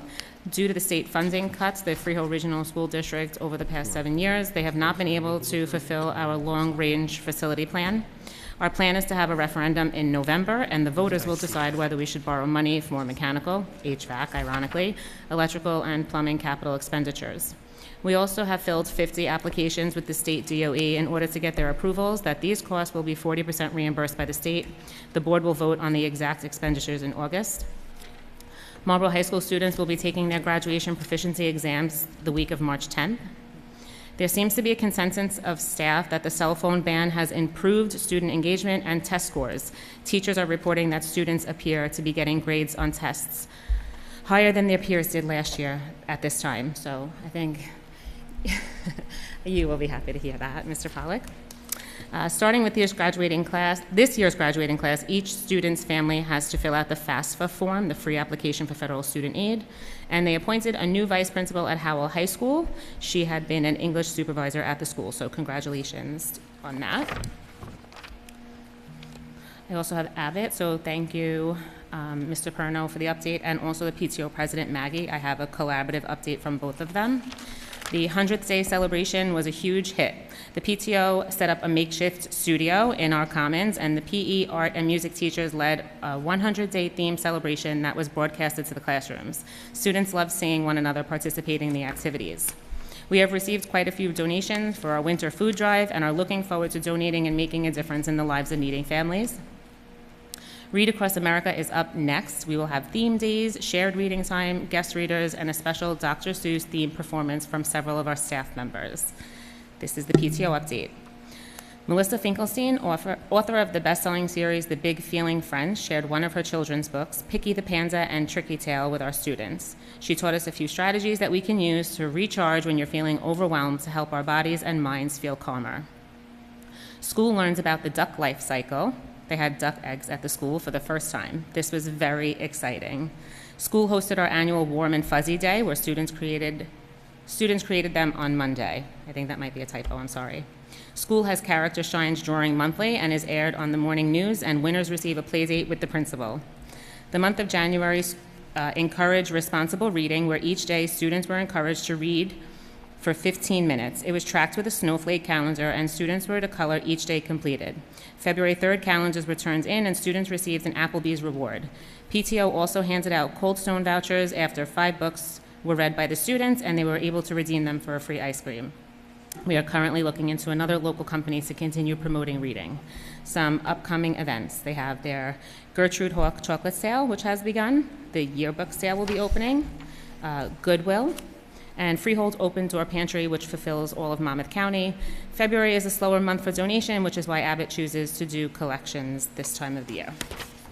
Again, more celebrations for 100 Days and Week of Kindness, and we have staff appreciation this month, which they are hosting a treat bar for their staff to show how appreciative they are for all of their support. They reached out to a few local companies and were able to receive some donations for the wonderful teachers. Abbott's board members have worked really hard to ensure that we've been able to give our teachers some new and fun experiences this year. So great work at Abbott. It's a really special place, and I appreciate the update. Thank you very much. Marlboro Education Foundation. Ms. Gandhi, and would you also do Dugan?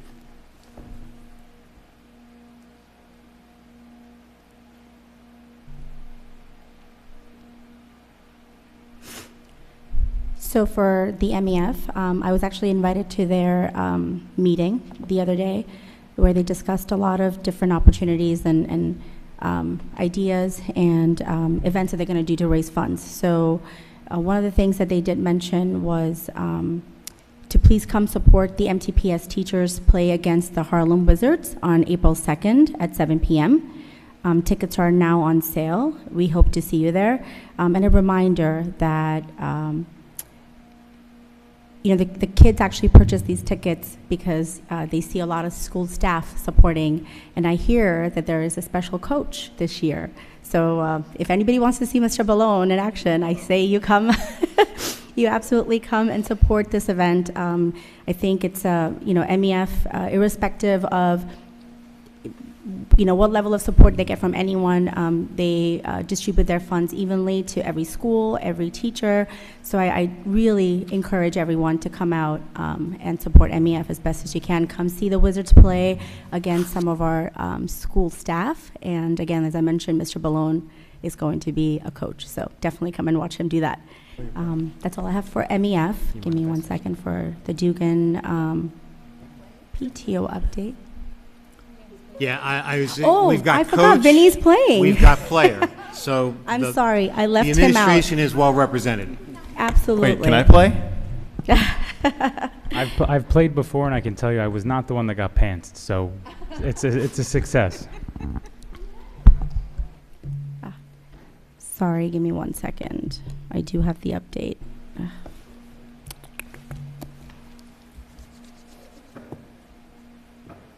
Do you want to move on to the next one before I just me find the email? Sure. Okay, Moving to Marlboro Township Liaison. Mr. Lolansky, would you also do Marlboro Middle? You got it. From the Township, the Marlboro Youth Exchange will have an information session on Sunday, March 2nd at 1 p.m. at the Rec Center. This is an opportunity to learn about our exchange with Wuzhang, China this summer. I have a flyer here after the meeting if anybody would like to see it. The Marlboro Office of Emergency Management reminds residents that the times prepared before a storm or emergency strikes. Visit the OEM page on Township website for important links and planning information. I have some late breaking news sent to me today by Lynn. The Marlboro Office of Emergency Management has authorized the Department of Public Works to resume outside brush collection. The dates for each zone have been announced via email, social media, website, and Recycle Coach, and that's as of today. From Principal Milwaukee at MMS. We are beginning the second semester and starting the new related arts classes. Our 8th grade students are meeting with the high school counselors to begin planning their 9th grade programs. This month, MMS is focused on the Pillar of Kindness for the citizenship projects. The Hawks leadership team is collecting tabs to benefit the Ronald McDonald House. Please send your canned tabs to MMS to add to the collection. The musical Shrek Jr. is set for Friday, February 28th at 7 p.m. That's this Friday, and Saturday, March 1st at 12 noon and 4 p.m. Tickets on sale at MMS. It's a great show. We invite everyone to attend the performance, and as always, if you haven't seen one of the musicals at MMS, you really got to get out there. They're amazing, same as the school. Please join us on March 1st by participating in the blood drive, which will be held at MMS. You may call MMS nurses for additional information, and from Lauren in the PTO. Class of 2025 lawn signs and towel fundraisers are now available. Show your pride for your 2025 MMS graduate by purchasing a sign for display on your lawn and or a keepsake beach towel. Lawn signs and towels are $25 each. We're also offering a locker decoration fundraiser. We will decorate your student's locker for graduation. All lockers will be decorated in June before graduation. Donations will be personalized and MMS class of 2025 themed. Discounts available for double households, twins, and triplets. 100% of all proceeds go directly back to our 8th graders. Please continue to check PT Board for weekly updates, and the ongoing fundraisers currently includes the birthday locograms, Route 9 shopper discount cards, and PTO membership. Please check the PT Board for purchase. And that's it. Thank you, Mr. Lulansky. I'm actually looking forward to attending. I think it's the play this coming Friday and Saturday. I'm going to be attending Friday, so I'm looking forward to it. It'll be my first one, so I'm excited. You'll enjoy it. Enjoy Yeah, it. I'm excited about it. It's going to be great. I missed the Abbott one because they canceled it because of it was a delayed opening, so I'm looking forward to this one. Okay, moving. Ms. Gandhi, I'll go back to you for Dugan. Yep. Thank you, Mr. Pagliaro, for providing this report. The principal's report is February went in a flash and was yet another busy and rewarding month for Dugan. They started their 3rd academic marking period and their first COGAT, all while celebrating with different district spirit days leading up to Valentine's Day. Their 5th graders had the opportunity to enjoy a Living Voices presentation entitled Anne Frank and the Holocaust, which was funded through Marlboro Educational Foundation grant. Updated Funtus and Pinnell reading levels have been recorded for our 1st and 2nd graders, and our staff and students are excited to all be 100 days smarter as of February 18th. For the 100th day of school, several staff and students celebrated by dressing like a 100-year-old person or by adorning different items to their clothing, such as gems or Sonic the Hedgehog rings. Our kindergarten also strut their stuff down the 100-day red carpet fashion show. We're rounding out February in Dugan fashion and look forward to Read Across America Week and our author assembly in the month of March. The PTO update, the Dugan Talent Show on the 30th January 30th was a huge success. It was amazing to see all the talent that our Dugan Dragons have, and the students loved ending the evening with a special visit from Dougie the Dragon. The students had an excellent time dancing and playing games at our annual Valentine's Day dance on February 7th. It was nice to see all the kids having a wonderful time. Thanks a lot to the parent volunteers that evening for helping make it a great night. February has been a great month with our Battle of the Grades each Friday and on certain days for each grade. Students wear their grade level t-shirt and they earn points for their grade. There will be a prize at the end of the month for the grade that has the most amount of points. The next Spirit Day and PTS tour is scheduled for Friday, February 28th. Dugan students can show their school spirit by wearing their grade level t-shirt, their apparel, or green and yellow colors. The PTS store will be set up during the lunch periods. Students can bring in money to purchase items during that time, or school store gift certificates can be purchased on PT Board. Dugan's Tricky Tray will take place on Friday, March 21st at Orem and Freehold. There's going to be an exciting event with a DJ and a comedian, baskets from local vendors that are going to be raffled off.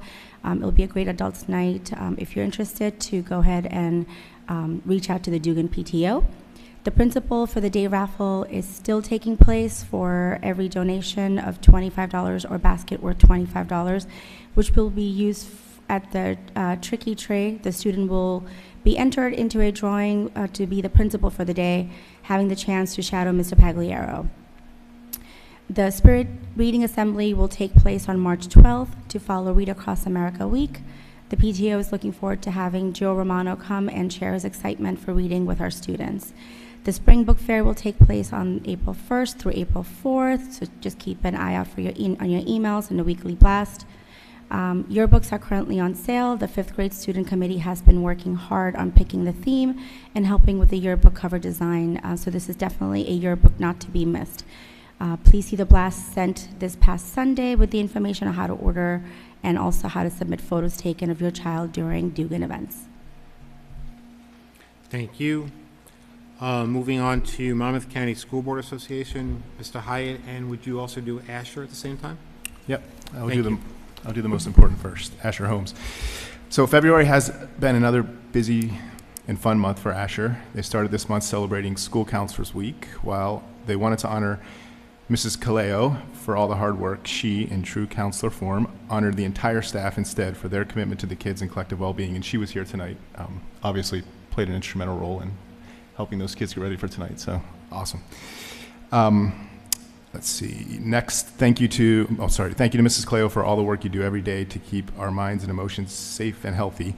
We appreciate the special treats and messages and appreciate you even more. The PTA's pretzel sale and school store gave kids the chance to experience special purchases, and Valentine's Day dance was complete sellout hit. Fantastic. We started the third marking period anticipating Read Across America in March, which will include an amazing Author's Day with one of our favorites, John Shue. We also look forward to one of the biggest fundraisers of the year for them, bingo and baskets. Be sure to check out the PTA page for more information. That event will be on March 21st. And then finally, their 5th grade music students look forward to an exciting music workshop at the middle school tomorrow. Now, she sent me this email on Thursday, so I don't know if that was Friday or if that is Wednesday of this week, so forgive me. Either way, if it happened, I hope they had a great time. And they can't wait for more fun activities in March, like Cosmic Bowling and the Science Fair. So I would like to thank them for coming out tonight. That was the best part of the evening, in my opinion. Thank you. Monmouth School Board? Oh, sorry. They're also important. Monmouth School Board. So their next regular meeting is May 6th. They will honor County Teacher of the Year and BOE members who have achieved milestones and certifications. I'll make every effort to attend that meeting. That may be my only... I may not have an update until after that meeting, of which I can give an update on that meeting. So the May 6th will be their final meetings. Once they've confirmed dates, they'll be posted on the website, but I'll certainly let the board know once they do post those dates. And if I have any relevant updates prior to that May 6th meeting, I will definitely let everybody know. Thank you. Mr. Lolonsky, did you mention, by the way, the Healthy Futures Club, their blood drive tomorrow? Not tomorrow, on Saturday? You did.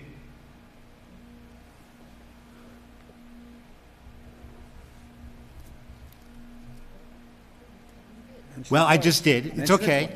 The reason why I brought it up is because I remember the presentation here, and it was the same. It was the day after the play. It was the same day as the show, and it's such a great effort that these students are doing with their club and with the nurses in the school. I just wanted to make sure, if there's any spots left, let's fill them here in Marlboro. Okay. New Jersey School Board Association and Memorial. Ms. Mendez, please. Sure. So first, for New Jersey School Board, I know I had mentioned the approach I'm going to take with the updates. So the board members get a variety of emails quite often from NJSBA talking about professional development opportunities, updates to things in other districts, updates to potential law that could impact districts. So I went back through the emails and wanted to talk about things that could affect funding, and then a couple of highlights or cool things that are coming. So the first thing, and again, I'll tell you as board members if you're interested in knowing what article it came from and the day, in case you want to go back and read it in full. But I'm not going to read it. I'm just going to take snippets, and you can do as you'd like. So the first one I'm going to go through is from New Jersey Spotlight, which came from an email from NJSBA on 2/21/25. And that one talked about your school aid budget. Now, I know that one came before Murphy's address, but I did want to say that Kevin Demmer, who is he is at the State Department of Education, said that they were hoping that school funding or school aid would not decrease by more than 3% of state aid for the current school year. And so I know Mr. Caravelle gave a very robust and great presentation. I'm just telling you what was stated there. So I know we're waiting. I'm just saying that came out. We're hoping, right? The other piece that came out was an Education Week article. That article was dated 2/20/25, and that one talked about the executive orders that were signed by the president. And so that one, I just want to ask, because there's a tie-in eventually, or could be, to school funding. And there in that, they talked about practices under, and I'm quoting from the article, gender ideology and discriminatory equity ideology, and transgender girls to compete on girls' sports teams. Again, just quoting from the article. It also listed COVID-19 vaccine mandates that were in any schools. And so there was an implication in there where it talked about looking at your practices, looking at your policies at some point, and tying it potentially to executive orders. In some schools, we're asking, what if I don't comply? Do I comply? How will it impact funding? And so I just wanted to bring that up as a discussion point at some point, or put it on the radar, because that came out to us from NJSBA. And then the other piece was something that I thought was cool. New Jersey Department of Education released a transportation consideration for students with disabilities resource guide. And that guide was designed to assist families and school district staff in navigating discussions about transportation as a related service within your student's IEP. It gives practical information, discussion prompts, and best practices to support collaborative planning and ensure transportation arrangements meet the unique needs of students with disabilities. So if any families, it's available to families, want to read about it, it is on the NJSBA website. Obviously, we can all read it. It is there, but I think it's an interesting guide. And I say, go out and read it. And the last piece, which was cool, is innovations in special education awards for 2025. So they're looking for a school district if there's a new, successful, groundbreaking program that has been in place for at least 3 school years, starting on or before September 30th of 21. You can submit for the school. The awards program is part of Special Education Week in New Jersey. So if there's anything cool that's out there that we have been doing, let's recognize our department. So I wanted to just say that piece. And then for Memorial. Thank you, Mr. Pacifico. Conflict managers visited 6th grade classrooms last week to present an outreach that teaches students listening skills that are key to resolving conflicts. Peer-to-peer, they visited 7th grade classrooms earlier this month to conduct an outreach entitled Don't Be Drugly. In this outreach, students will get creative as they explore the negative health effects of the 5 gateway drugs, which are alcohol, inhalants, marijuana, tobacco vapes, and over-the-counter prescription drugs. And difference makers. This past Friday, members of the difference makers visited 6th, 7th, and 8th grade advisory classes to facilitate a lesson on kindness. And thank you to Yvonne and Fiona for the PTO. This month, there was a Valentine's event with a photo booth and pop-up shop in the cafeteria. In March and April, there will be a spring book fair and spring clothing drive. And 8th grade planning and activities are in full effect. Thank you. Thank you, Ms. Mendez. Ms. Carrera, I'm going to come to you next on Robertsville, but I just wanted to mention that the innovations in the special ed, when I saw that, I actually shared that with Mr. Ballone, who actually also shared it with Mary Elizabeth, because I thought I had the same reaction to it. It's a great program. It's an opportunity to recognize, but unfortunately, it's a 3-year success rate, or they want to see a 3-year program. But it's something that I know he's tracking for some point in the future for us. If there's something that happened in the 3 years that we could recognize, I thought it would be pretty cool for the district to get the recognition. Yep.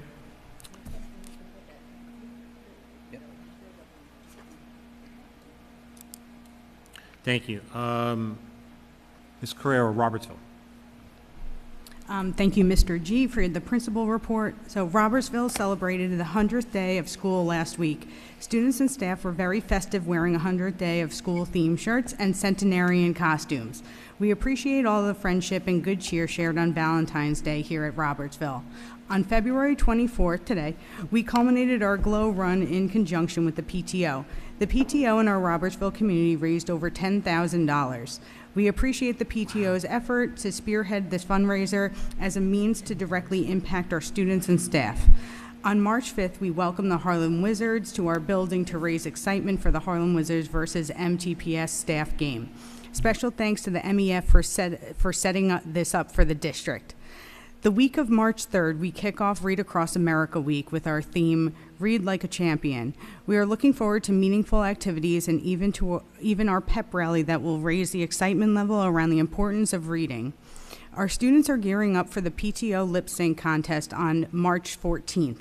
The event is held at Marlboro Middle School. It will be amazing to see all of Robertsville future stars performing that night. And now for the PTO liaison report. Thank you to Jacqueline Mazzariello. She stated, we have been busy at Robertsville this month with only a few weeks in February. We were sure to keep busy. On Valentine's Day was a day of spreading love. We partnered with Carlo's Pizzeria for our annual heart-shaped pizza kit fundraiser. Thank you to everyone who purchased a pie and shared their home photos. On February 20th, they hosted their second book club meeting. And today, our kids participated in the annual Glow Run for 2 weeks. We teamed up with Boosterthon and are the Dude Perfect team as they helped us raise funds for upgraded gym equipment and our playground area. We are happy to announce we are still accepting donations until Monday. I'm assuming next Monday, and I can clarify that, but we have exceeded out our $10,000 goal. Students ran laps under glow lights, all while dancing for a great cause. Special thanks to the community and businesses that donated as a part of our t-shirt sponsorship.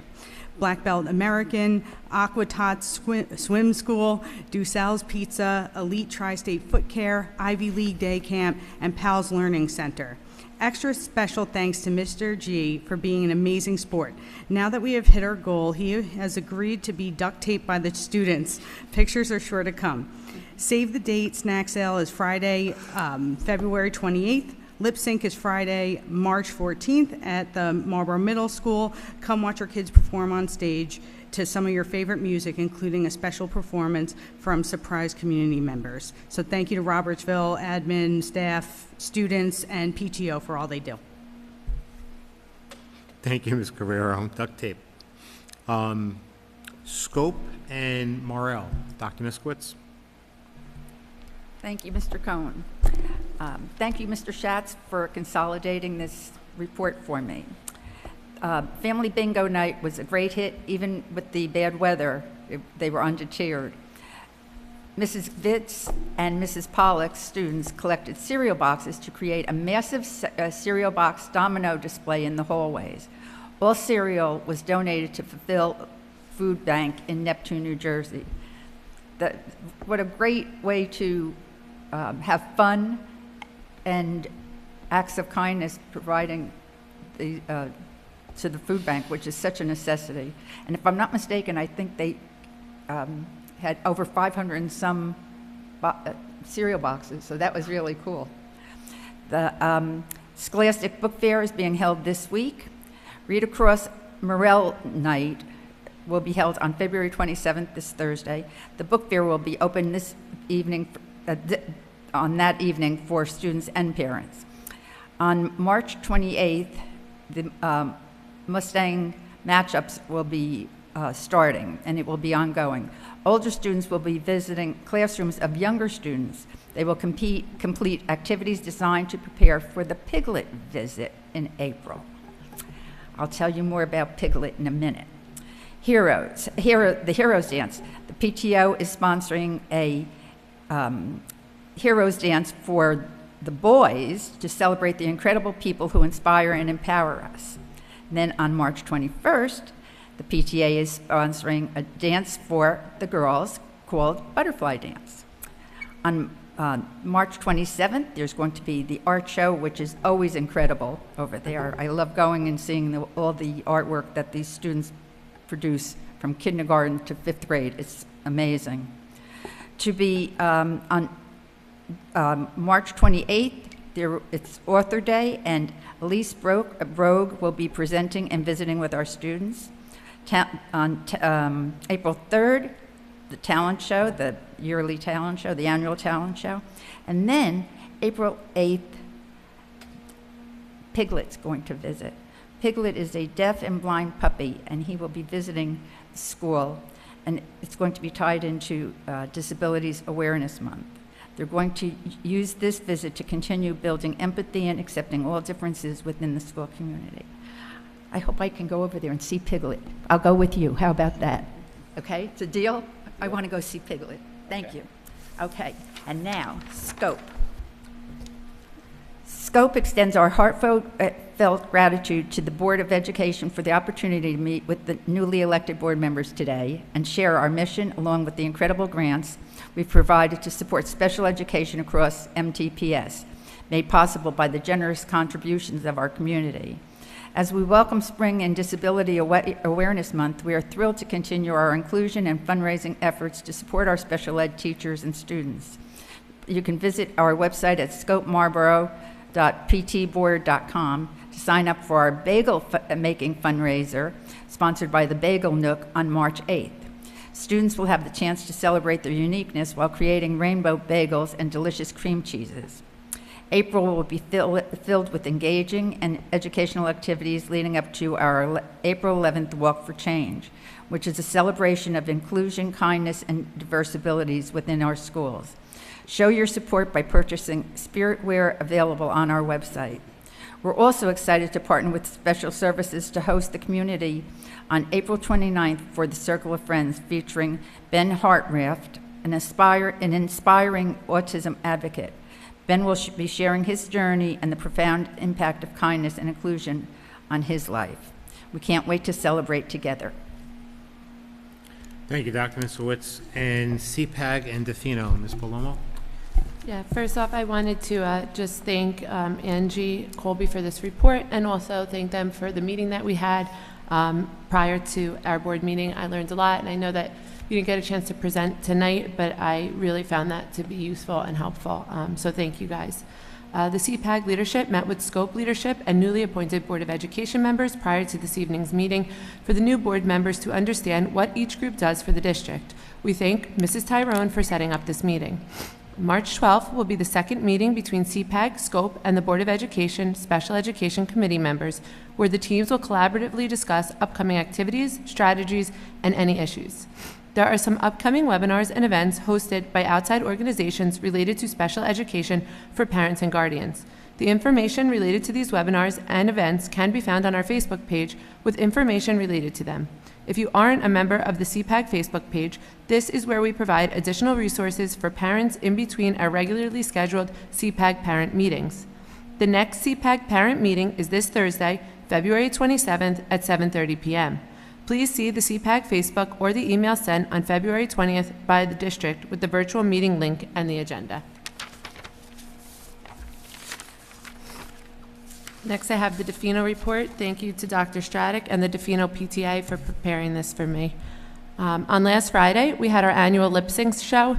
The student performers were incredible. One of the best parts of the show was how the others acts cheered on and hyped up the performers on stage. It was awesome to see. A big thank you to our PTO for organizing and planning this event, and a shout out to the Defino staff who put together our own performance to InSync's Bye Bye Bye. School-wide, our Defino Dolphins celebrated the character pillar of kindness throughout the month of February. We participated in a Spirit Week centered around kindness and closed out the week celebrating Valentine's Day and all the reasons we love our school. During that week, classes were challenged to complete 100 random acts of kindness. We had 9 classrooms that completed the challenge and earned an extra recess. All of our Defino students did a great job making our school a kinder place. In art, partnering with the staff at the YMCA and the aftercare students will be displaying our 6 character pillars by creating 6 literal pillars which stand 7 feet tall. Each pillar represents one of the core character traits that we highlight each month. A few projects that took place in Defino classrooms include, in 2nd grade, students learned about the rainforest and the desert. Each student created a diorama to represent either the desert or the rainforest habitats. They presented them to their classmates earlier today and discussed the different attributes of each habitat. In 3rd grade, students worked on I Love You More Than poetry inspired by the I Love You More Than Applesauce poem by Jack Prelutsky. Students then had a poetry reading on Valentine's Day in class. The students loved sharing their poetry, and they are currently on display in the hallway. In fourth grade, classes committed to completing an act of kindness in honor of Dr. Martin Luther King Jr. Some service projects included making a meal at home with a family member, donating supplies to animal shelters, gathering books for a book donation, visiting a grandparent, and entertaining residents of a nursing home. After an act of service was completed, students wrote about it and reflected upon their experience helping others in honor of MLK Jr. Thank you.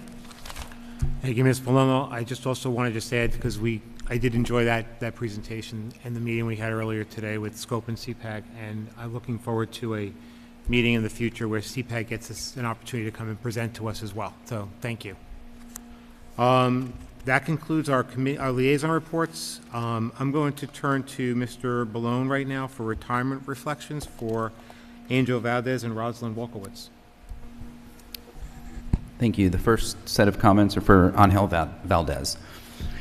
Everyone should understand that Angel was our elementary Spanish teacher, or still is until he retires, and he gets to travel around to all of our elementary schools. So I've all of them provided comments, so I've combined them all here in one. Felicitaciones, Señor Valdez. The staff and students have enjoyed having him as our Spanish instructor, as he's always brought a lighthearted and positive attitude to his lessons in his 25 years in Marlboro, which began at Marl. We wish you health and happiness, as well as safe travels. We look forward to him sharing pictures from his hike of El Camino, a 500-mile pilgrimage in Spain that he hopes to do for a 4th time.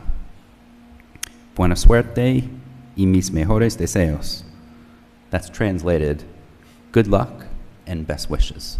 Congratulations, Mr. Valdez. Congratulations. Many years.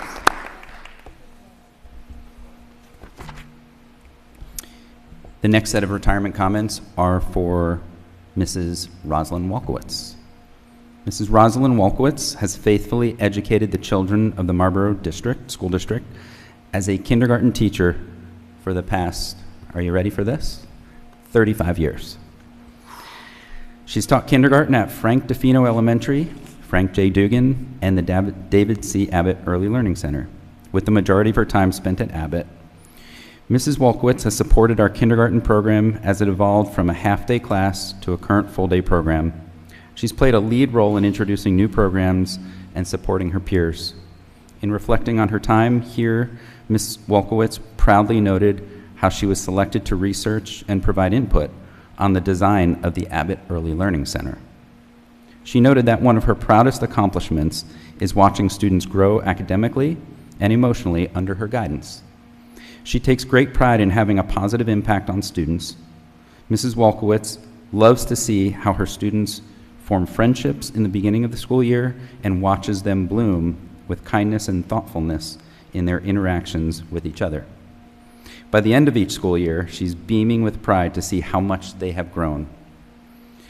She's just as warm and caring with parents. She regularly meets with parents to discuss their concerns and put them at ease, assuring them that working together, their child can succeed. Mrs. Walkowitz's dedication and commitment have made her a true asset to both the staff and students with whom she works. In retirement, she's looking forward to spending time with her family and friends, especially her grandchildren. Mrs. Walkowitz is also looking forward to pursuing her interests, including cooking and photography. In closing, Mrs. Walkowitz is a cornerstone of our staff. Her experience and dedication will be greatly missed. We all wish her a very happy and healthy retirement, and that was submitted by Principal Mr. Perno. Congratulations, Mrs. Walkowitz. Congratulations in 35 years. That's amazing. She's touched a lot of lives. They both have. Okay, old business. I'm sorry. Ms. Gandhi. So I want to address some of the comments. The attack that was launched on me just 30 minutes ago. So thank you for acknowledging, Mrs. Seward, that my behavior has changed. I hope to see the same about you this year. Second, the fake profiles, I feel like you keep bringing up Facebook. I just want to remind you this is a Board of Ed meeting, not Facebook. So if you have any concerns about that, I recommend you go to the Facebook moderators or pages. Your husband is Mitesh, interrupted, and he attacks please. me regularly. And then I wanted to also mention that you voted no to a professional development for 2 of the board members because you said that you did not want to vote on something that didn't have an agenda yet. However, you voted for the other professional development for other folks that didn't have an agenda. I wanted to point that out. Third, you mentioned that you requested a write-up for NJSBA. I have a text message and a email from you specifically requesting just a photo and the sessions I attended. So I just want to remind you that what I was requesting last week is very different from what you requested of me. What I was requesting was a prudently financial, to be prudent in our finances. This is done in corporate America all the time, where when you have a large team, you have 1 or 2 members attend different conferences, and they bring back what they've learned and share it with the entire team so that they understand and they learn. And I think, we as a board also need to be prudent on how many professional development classes we all attend at the same time. So that was my proposition. And then, just give me 1 second, sorry.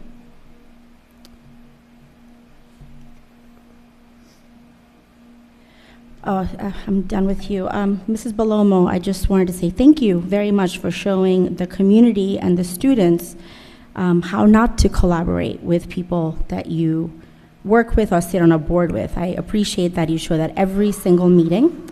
The only concern I have is you constantly claim how much you're around these kids, and I hope that that is not a trait that they learn from you. Thank you.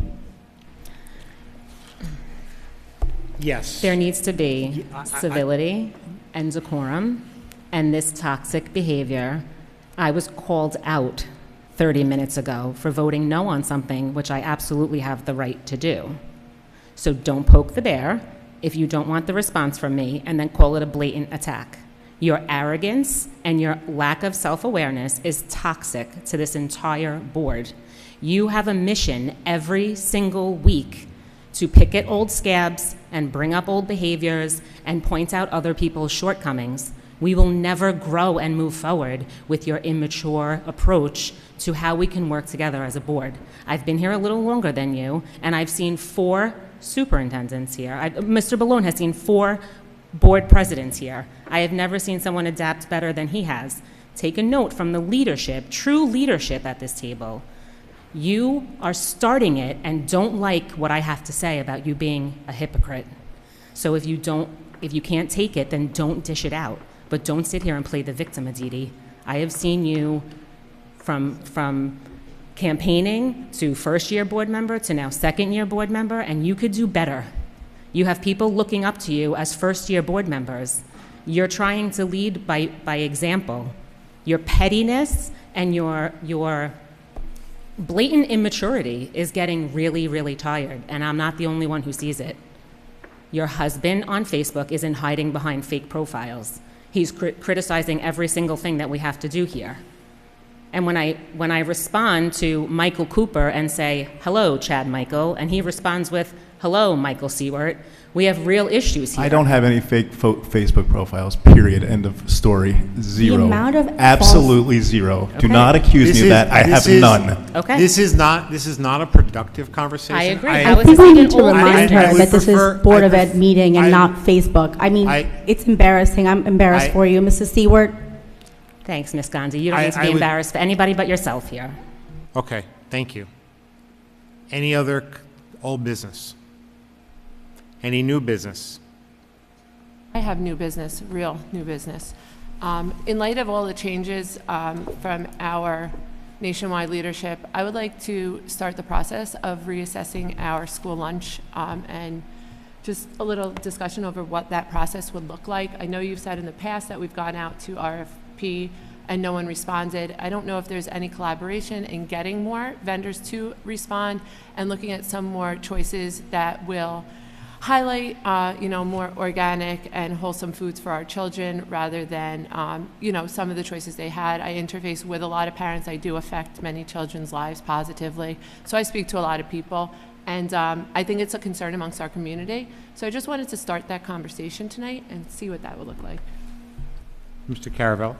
If you specifically email me your specific concerns, we can always work with Chartwells to try to address some of those concerns. Is there an opportunity to assess some of the others? I know at NJSBA we did see a lot of vendors. We even tried some of their food. Is there an opportunity to kind of assess what else is out there, and what would that look like? I know we post the RFP, and then once the RFP is circulated, every vendor has a right to bid on it. If they don't, unfortunately, there's nothing we can do. Yeah, I mean, we always try to just send it to them. Okay. Like I know we sent it to Pomptoni and we sent it to other vendors if they had any interest, but Usually you have to guarantee a profit because we are part of the National School Lunch Program and has to meet certain criteria in order to be part of that program. Okay. So sometimes they're just operating statements just don't show a profit or a positive. So that's why sometimes they don't put a RFP in.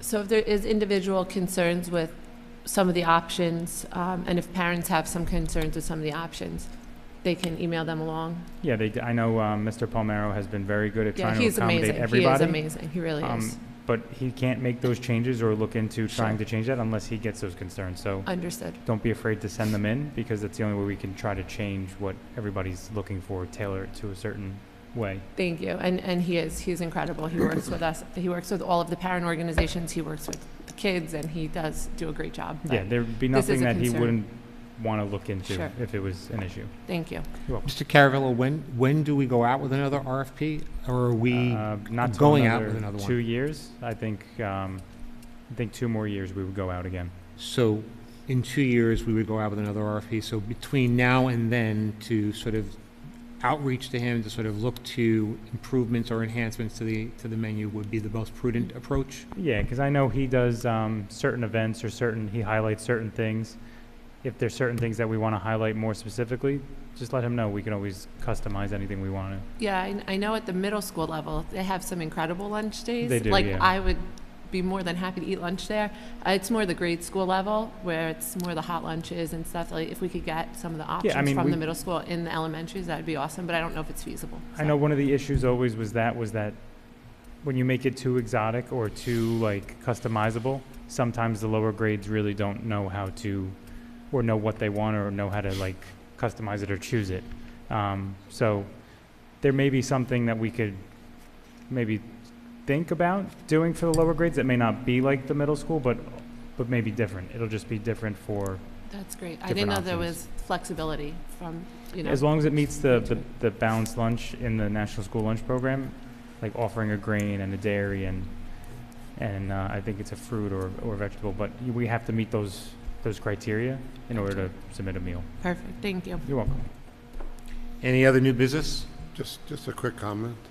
Can we just keep the heat on when we're here? Us old people get cold. I don't want to have to wear my winter jacket while I'm at a board meeting. Wait, the heat hasn't been on? The budget just went up. I've been sitting here with my hands underneath because it's cold. Yeah, I know. Freezing. It doesn't take much for me to get cold. Thank you for recognizing that. I will ask Mr. Caravella to see if he can make adjustments in the future. I mean, utilities are going up 20%, but we can. Any other new business? I just want to ask this question. It's not really new or old, maybe older. I don't know where it fell. So I'm just going to ask just really a formal request if potentially you could consider swapping me out from the advisory committee with somebody and adding me to technology, because I put that as second on my list. I have an extensive background. I expressed it in my thing, and there's a passion, and I think when we look at the committee selection, I don't know what anybody else put. I don't know all these people personally, so all I'm asking is that you look at the selection criteria, what we wrote. I'm happy to sit down and go through a formal interview to talk about my background with technology and the passion behind it, but I'd like to put in a formal request to swap from the advisory, which is important as well. I did select that as 6th on my list, but happy to serve on it, but I would prefer to serve, and I feel like my expertise and my background would better serve technology than advisory. Just putting that out there. And if there is an opening on advisory, since that was my first choice and I got my 7th choice, I would like to be considered for advisory. That would be great. Thank you. Can I ask a quick question? Sorry. I heard earlier that one of the board members has all of the selections that were done. Why is it that Mrs. Balomo has it and none of us do? I'm curious to see how she has access to it. I think anybody can access anything through an Oprah request. So you can Oprah all my emails, you're more than welcome to, and I think because it was a public document, the community can also request it. Just putting that out there, I'm assuming that's how it was obtained. Is that how it was obtained? Yes, any community member has a right to file an Oprah request. Okay, so no, but the question is, the reason Mrs. Bullimore has it is because it was Oprah, correct? Correct. Okay, Yeah. thank you. Yep. Any other new business? Okay, this is public comments number 2. Do we have anyone signed up? No. Would anyone like to speak? I will let you choose.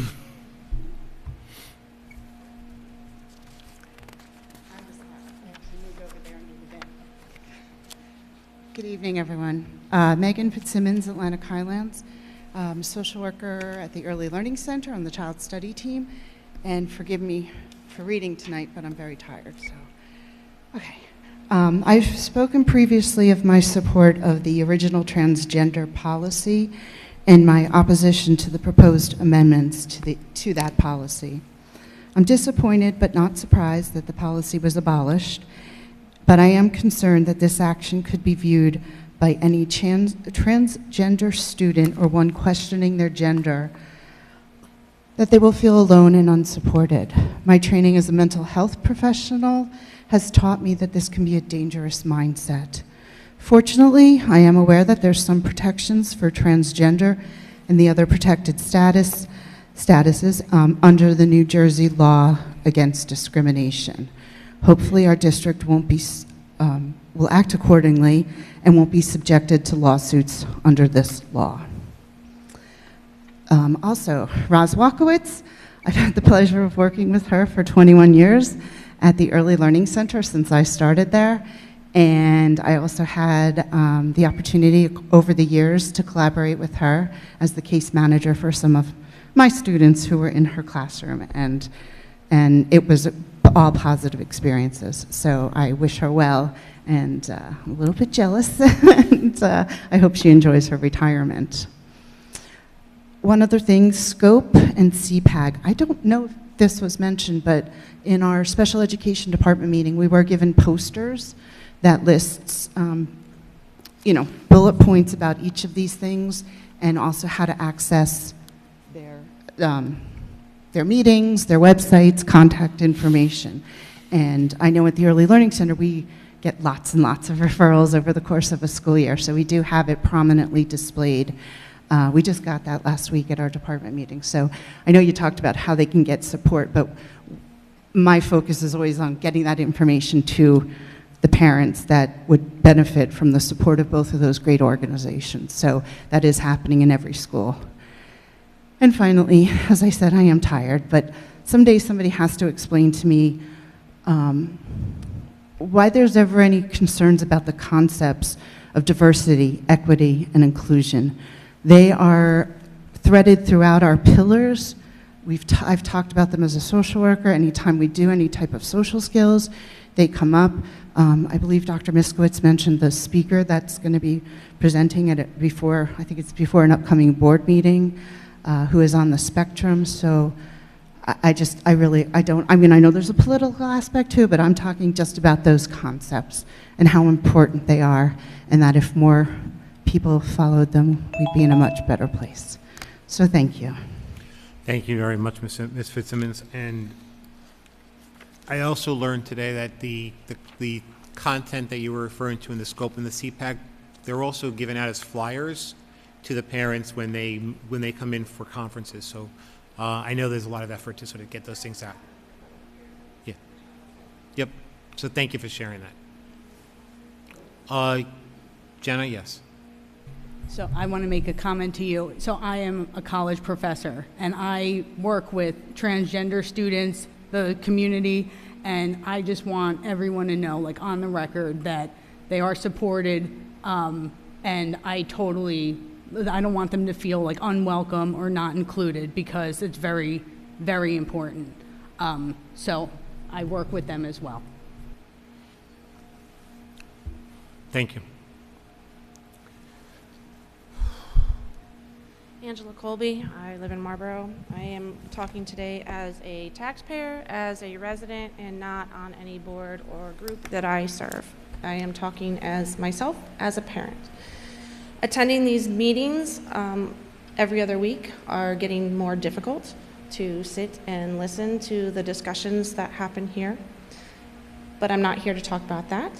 I would like to know more information about the advisory committee that's being available to the public, what the procedures are going to be, how that's going to be outlined for parent involvement and engagement to be able to work with the Board of Education, when the timing of that will come through, so parents like myself and other people that are attending online are able to work together with you and bring upon our ideas and what we think can help the school related to transportation, security, special needs, anything like that, that we can help and aid and get the discussion moving in the right direction for our kids. So I would like to know when the advisory committee is going to be formed, how that will be involved with the public, and the timing related to that. Thank you. Thank you. So there is, and Ms. Mendez, feel free to also jump in, but there is, the advisory committee was established by the board last year, which includes board members and Mr. Balone, and that's the membership of the board. And then there were advisors that the advisory board has, from a perspective of individuals who can be either connected to our community, our town, or even be outside of our town, but they're individuals who have some form of, and I'll read the words to you that are in the draft charter. The words are identifying and engaging with nonpartisan advisors with relevant expertise, experience, and interest in advancing the needs of Marlboro Township Public School pre-K through 8 education's mission and operations. So it's really about trying to tap into a wealth of experience that may be out there that we as a district may not have, in which the members of the board, in particular the chairs of board committees, have an opportunity to say, hey, we're looking into something, we want to know more about a topic, we're looking for expertise, can we engage with an advisor? And then there is a series of criteria that we try to identify in sort of how we would identify individuals through an open process, and what we would expect from them. Most importantly, we expect them to sort of be able to share their expertise and their opinions, but we also want them to understand that they can't use that for personal benefit or personal gain. So there is a degree of a concern, as we speak with our attorney about it, that there's got to be some form of confidentiality, non-disclosure, and of course, more importantly, that if they do get certain information, they're not competing for potential business here, because we don't want to create an undue advantage for them. But we're going to be able to sort of put more content out there. We've got some feedback. I want to give the board a little bit more time to give us some feedback on the charter. Mr. Gross has actually looked at it and he's given some feedback. I want to share that with the committee.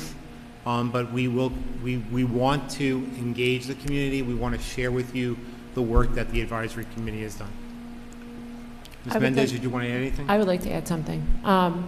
Last year, when the motion was made, I spent a lot of time forming the advisory committee, and as it stands right now, until that committee's description and purpose change in our policy, the advisory committee, CPAG and SCOPE are actually examples of people that would serve well on an advisory committee to different issues. So thank you for bringing that up, but if you look at the initial notes from the committee last year, CPAG and SCOPE are actually referenced in that.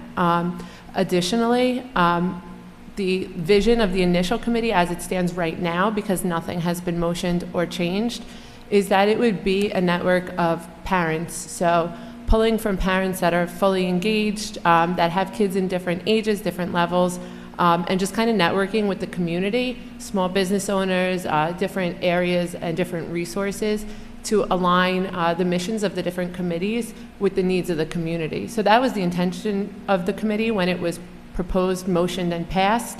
That's how it stands in the policy. I look forward to reviewing the new description, and I hope that it's in line with the original intent of the committee, because it seems to be changed now. Any other comments? Motion to close public comments. Dr. Miskowitz, second. Ms. Gandhi, all in favor? Anyone opposed? Thank you. Public comments are closed. We're going to be going into executive session next. I want to just point out that the agenda as published says it's for matters of attorney-client privilege. I've been informed that there is also a safety and security briefing for the board that was added to the executive session resolution. A motion to go into executive session, please. Ms. Gandhi, second. Ms. Mendez. All in favor? Anyone opposed? Thank you very much. We will not be coming back out after executive session for any public action. Have a good night, everyone.